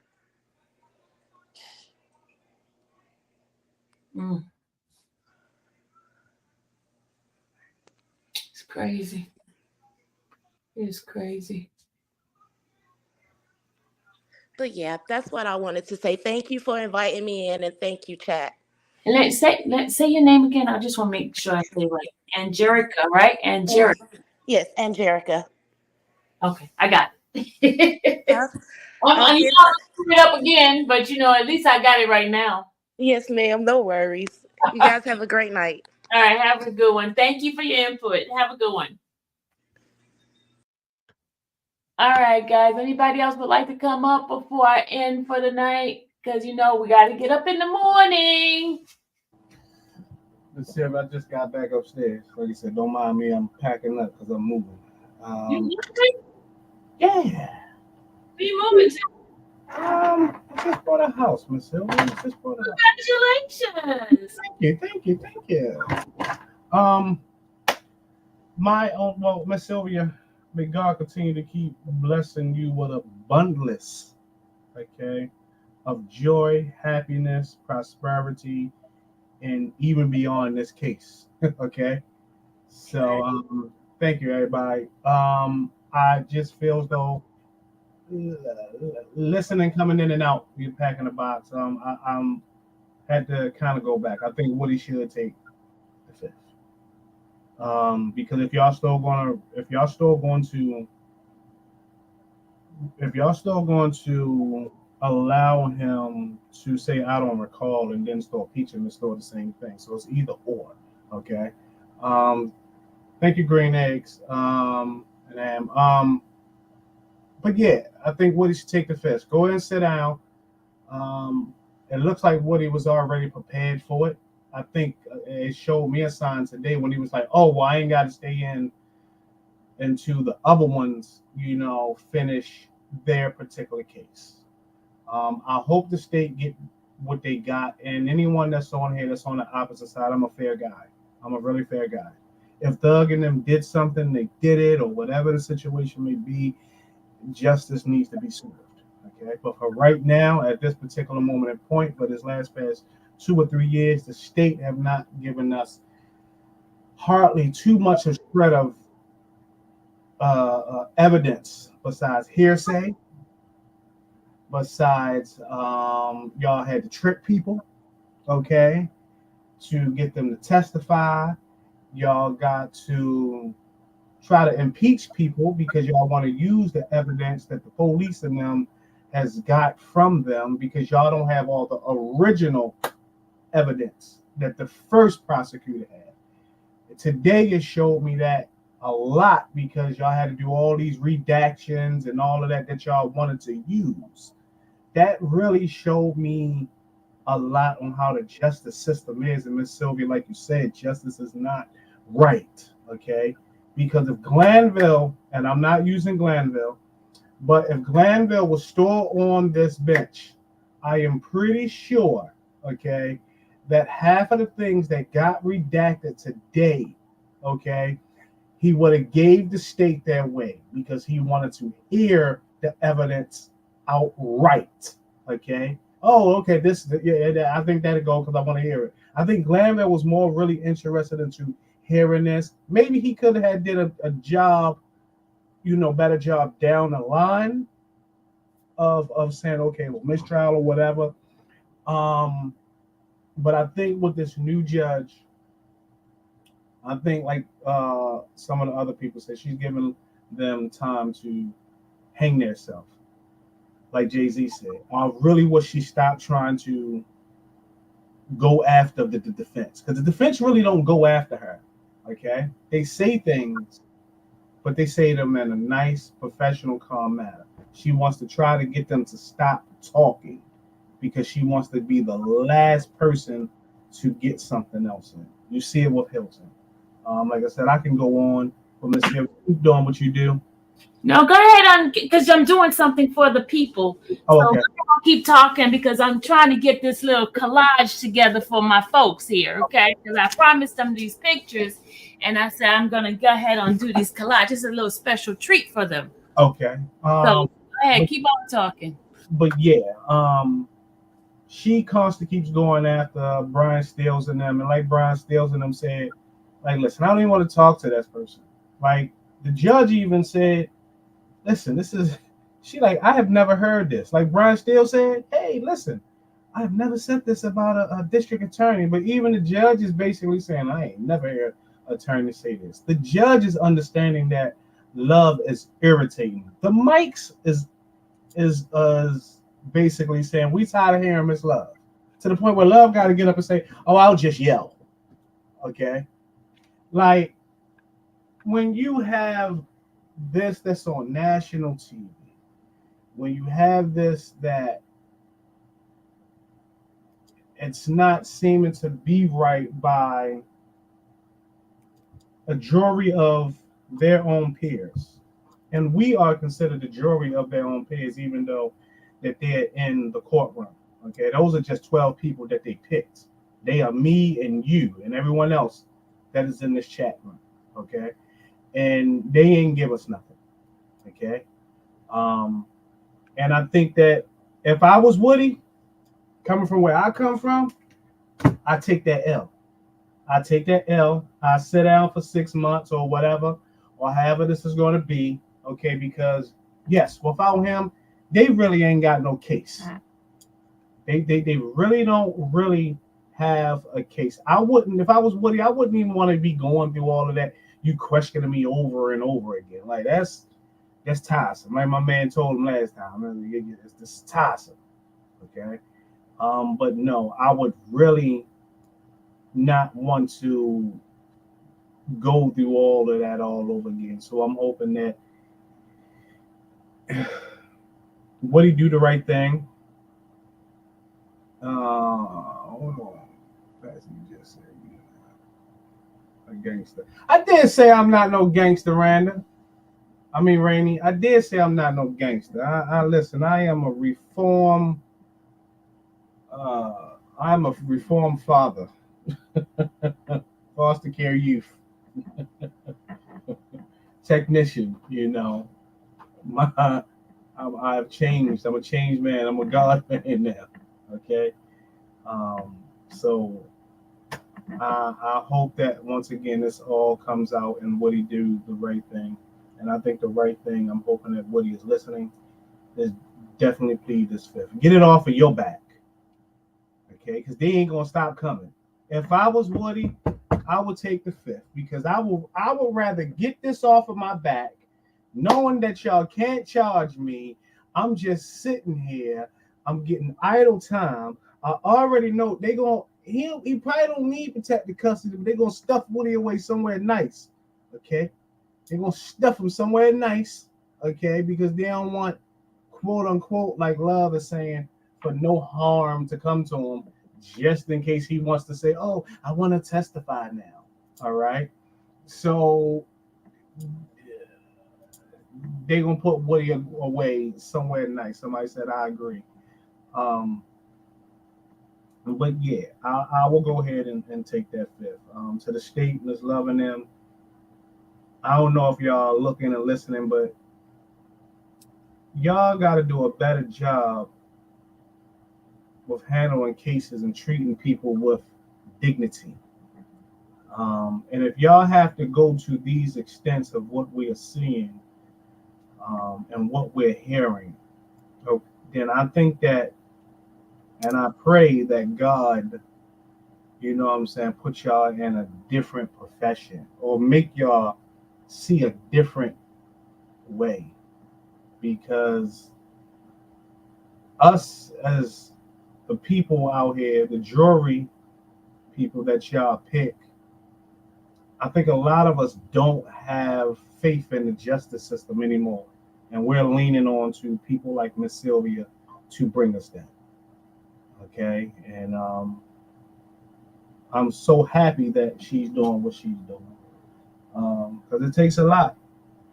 It takes a lot. So to the state, Woody, to the defense team, y'all continue to keep doing what y'all doing. To anybody else that is looking at this, that is in their situations or want to change their lives, y'all see how the justice system is not playing us fair. And just to think, this is just because it's national highlight. All of the people that don't have lawyers, okay, they got public defenders, that they don't even know their clients' names. So I don't want to make this a church sermon, but I hope that it's hitting a lot of people. Because there's a lot of people that's in their situations. Somebody said that I could talk the ears off of whatever it is. Listen, that's what I do. That's why God gives me my blessings. I'm gonna go to bed. You know. So listen, y'all do what y'all do. And Miss Sylvia, I will join y'all tomorrow. A donkey grease and donkey dash. I see. Big glass on here running around. Pastor, you good? We just playing with you. Oh yeah, I know y'all playing with me. I ain't worrying about none of that. I know y'all playing with me.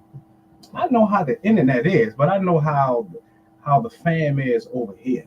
Okay? Yeah, I know how the fam is over here. The judge means me. Check.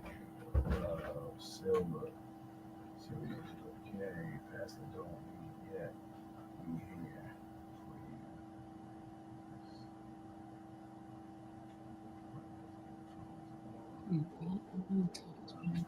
I love y'all too. Love you too, Green Hands.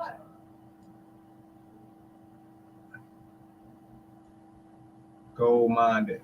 I know, babe. I know. It's all love. It's all love. Miss Sylvia not going to sleep, y'all. She trying to prepare y'all because I want to see what this is. Hold on a second. Yeah. Mrs. Joe, thank you.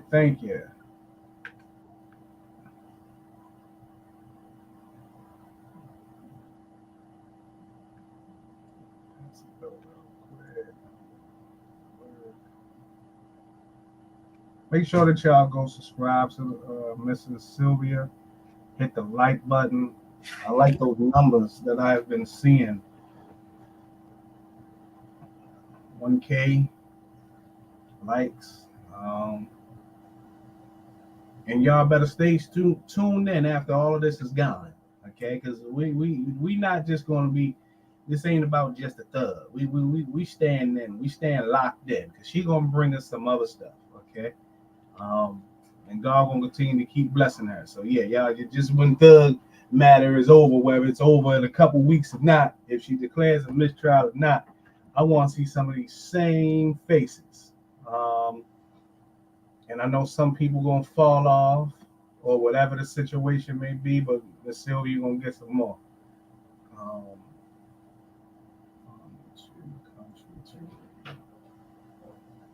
Somebody said 2 countries a week. AJ,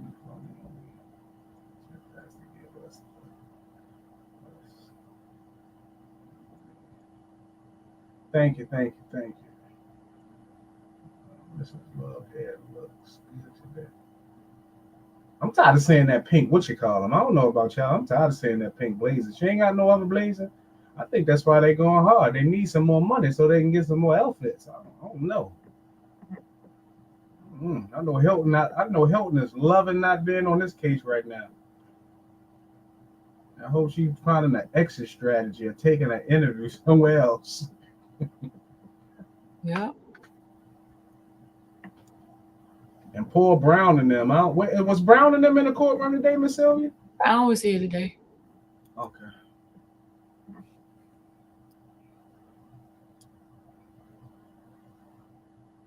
Exclusive pictures coming up. Stay tuned.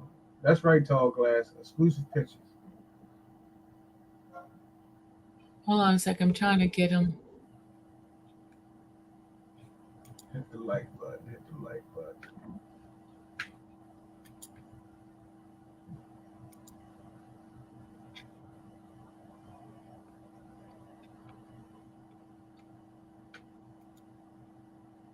Win past the win. It's coming up. It's coming up.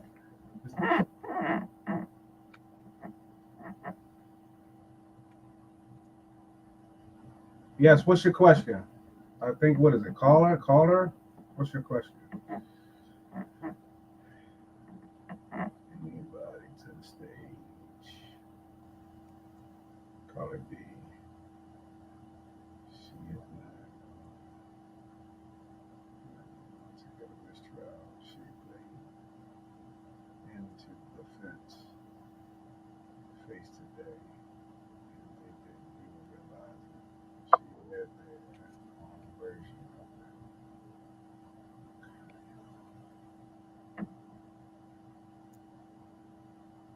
Many people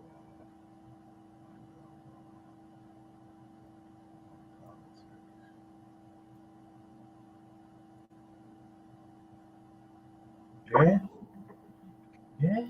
The law is politics. Yeah, that you, Mrs. Joe, you're definitely right. The law is definitely politics.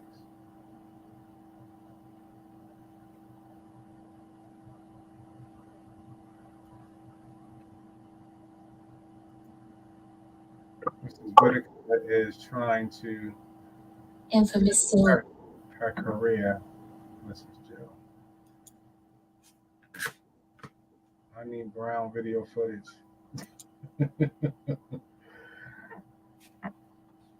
He's still tripping off that footage you had of Brown video, Miss Sylvia. I said they still tripping off that video footage you had of Brown. I don't know why this thing is not saving. Pamela says, I do not like when it's not free. Now it's all out. Okay. I'm happy. Me and my family do not live in ATL. Who you telling?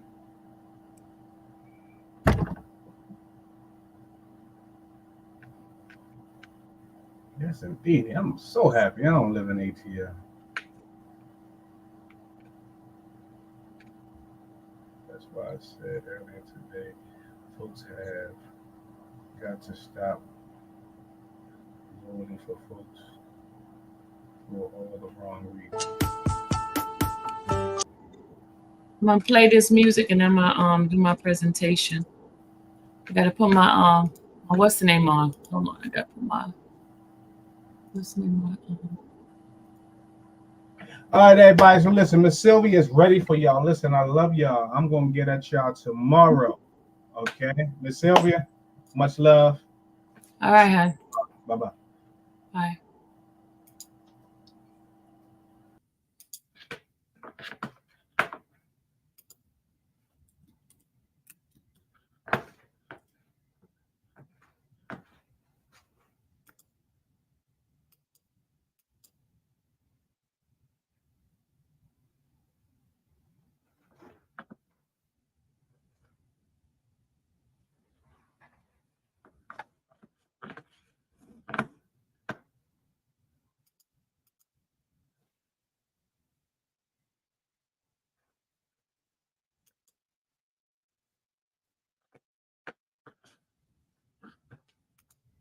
Y'all see it? Sorry.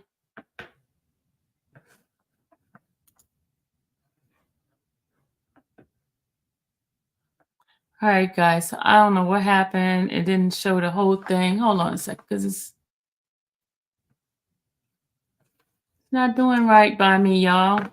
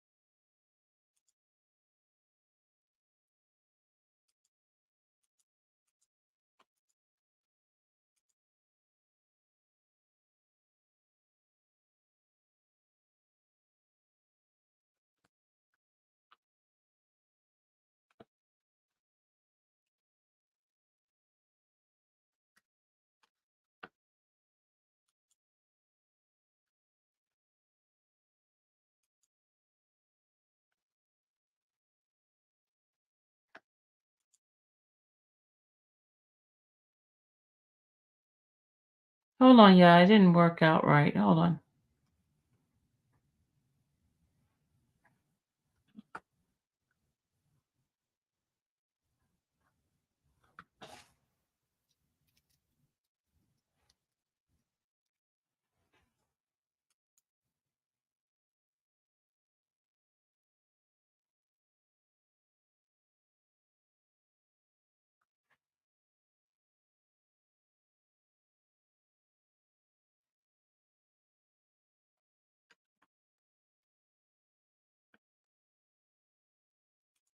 All right, here we go.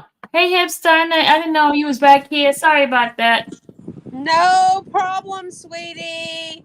I just want to know, why are we wasting all this time? Can't we just say, let the guys go home and let the lawyers go home and play with their kids or grandkids? And can't you go home and play with your kids and grandkids? And why are we doing all of this? To waste time. Well, it is a waste of time. Not only time is time, but time is also money. They are wasting so much more money. Yep, you're right about that. And then now we got Melnick involved more than ever. And God, I don't even know what they're going to do with Woody. And I'm just, I'm scared for him.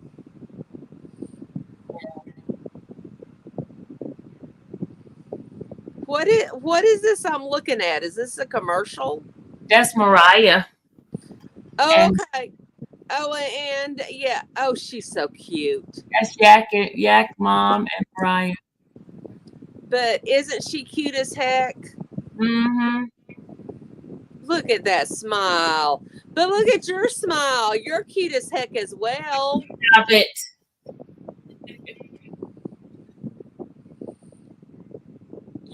You're pretty as well. Now you tell lies. No, age isn't a thing. It's you and your personality and your beliefs, and that means more than anything. Oh, thank you. But man, yeah, she's cute as heck. She is a pretty girl. But I just want this all to be over. This has just gone on, and love Club gets so tangled up in whatever she's trying to do because she can't track what she said the time before.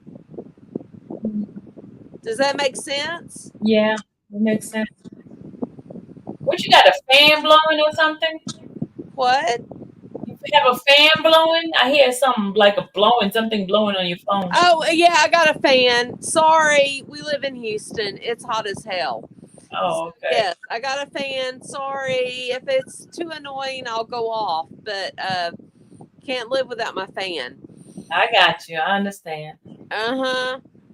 And I thought I couldn't believe when Judge Whitaker got up to go change the thermostat. I thought, okay, this is ghetto law if the judge is having to go change the thermostat in the courtroom. It was so, because she had it so cold in there. Yep, but I can understand she's a woman of a certain age and she has on a freaking black robe. I'd be hot as hell too. I would probably just tell y'all, go find something else to put on. Mm-hmm. But the fact that she was going back there and changing the thermostat, I was just laughing. I was rolling. That was funny. Because you would think there would be people, and I'm doing air quotes, people to do those kind of things. Yes, it is somebody that would do that for her, but I think she just decided to do it herself. Yeah. She's pretty hands-on. She is that. She's a more common sense individual. Does that make sense? What? I say, yep, I agree. Yeah, she thinks of things like I would think of things, or you would think of things. Not how can we get out of this? How can we, I don't know. I still don't know how any of this is going to end because this is just such mess. It's just a mess. And my gosh, I had to call all of my people when Woody said, I'll figure it out when I wake up on Monday. It depends on how I feel when I wake up on Monday. Yep. As to what I'm going to do. I cannot get over that. That was hysterical. Yeah. But well, I agree with him. Hipster, you know it's time for me to go to bed now, right? Yeah, I do. And I'm going to let you go to bed. I love you. I Love pray you for you. I pray for you every day. Thank you, darling. I appreciate you. And you're out there doing the Lord's work. Yes. Amen. Amen. Love. Bye. Bye. Love you. Okay, guys. I showed you my little treat, and I'm going to go to sleep now. You guys have a great, great, great, great. You guys have a great, wonderful evening. I put my watermark is because, folks be trying to take my stuff. So I have to do my watermark. But that is my little pictures for you guys. All righty. I'm going to bed now. Good night, everybody. Did you want me to play it one more time? Y'all want me to play it one more time? Do y'all see it? Play it one more time.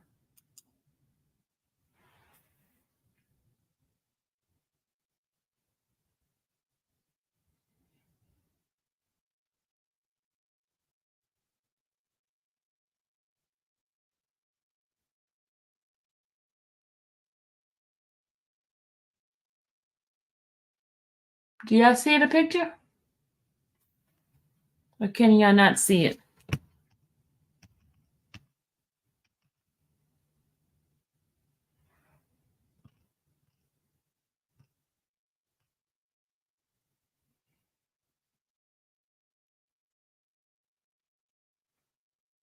I don't know why my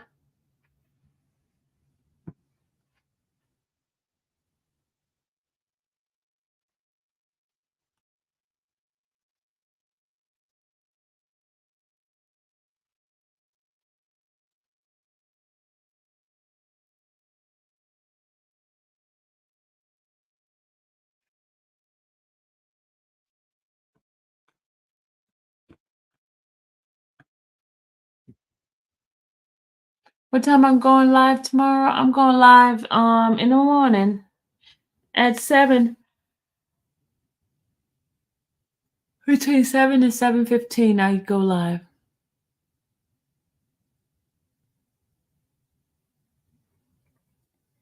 This is Mariah the scientist. She's Jeffrey's. Sylvia, check your apps for payments. What kind of payments? She said, check your apps for payments. What kind of payment am I supposed to have? Let's see. She said, check your app for payments.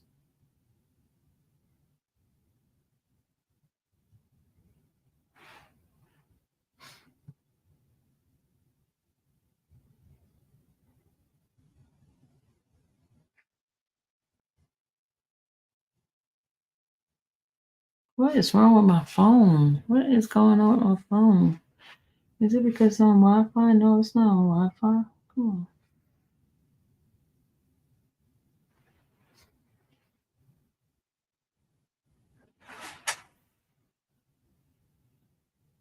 See if anybody sent me a blessing. Okay, let's see. Recently? Somebody sent me a blessing recently?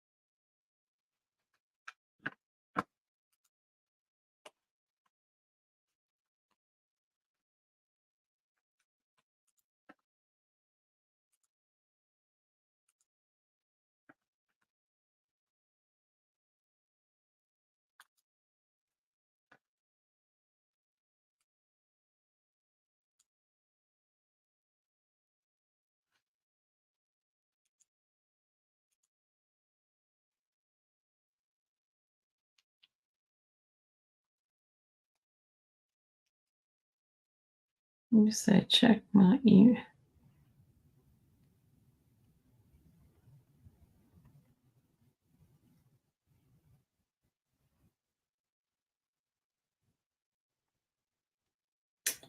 I don't see anything there.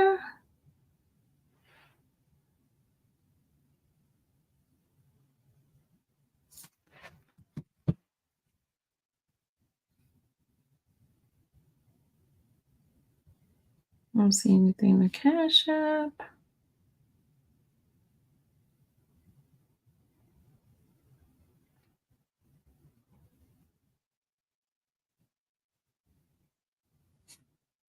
Yes, I see something PayPal.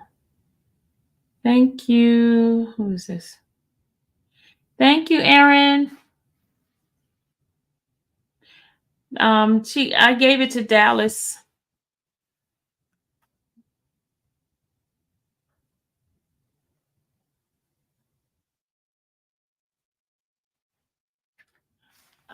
That's it, y'all. That was it. That was it. Nobody said anything else on nobody said anything else.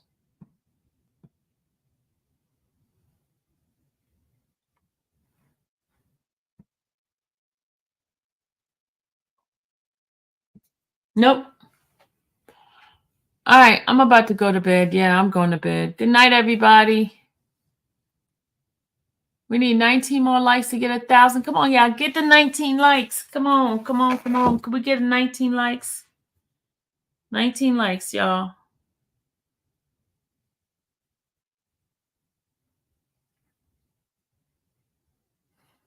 $19 likes.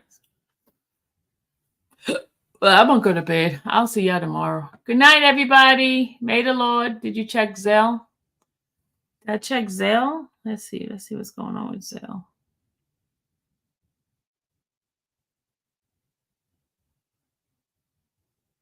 Let's see Zelle. I didn't see anything in Zelle.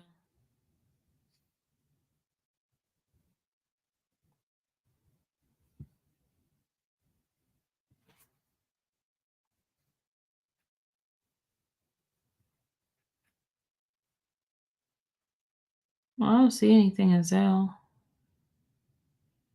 I don't see anything. Let's go check the other. Nope, I don't see anything for Zelle.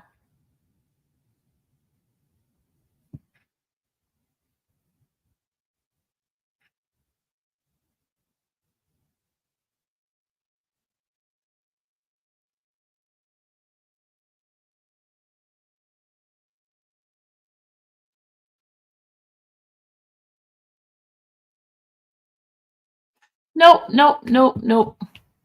We need 5 more likes to get 1,000. Come on, y'all.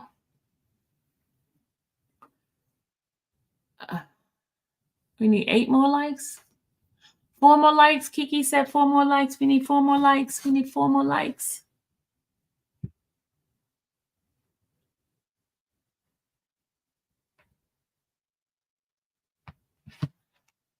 4 more likes.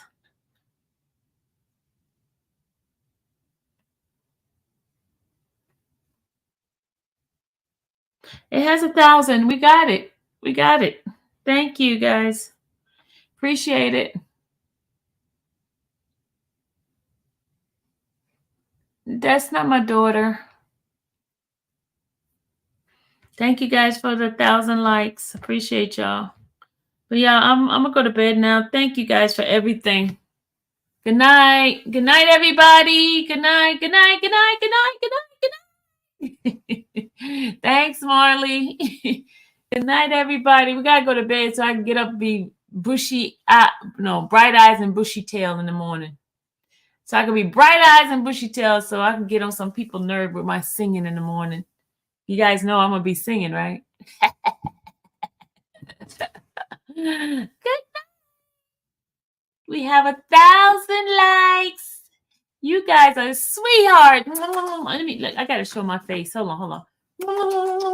Let me move myself out of this thing here. Let me get this. All right. Bye, y'all. May the Lord watch between me and thee while we're absent one from another. Amen. Amen. Good night. Good night, y'all. You know what? I'm gonna wear a sweater dress tomorrow because it was freaking cold up in there. I'm gonna make sure I have like a turtleneck on and that. Sure am. I don't care if anybody talk about me being out in the street with hot sweater dress. I don't care because I'm gonna be freezing in there. Talk to you guys later. Bye. I'm not freezing tomorrow. I'm not freezing. I'm not freezing. Good night, guys. See you later.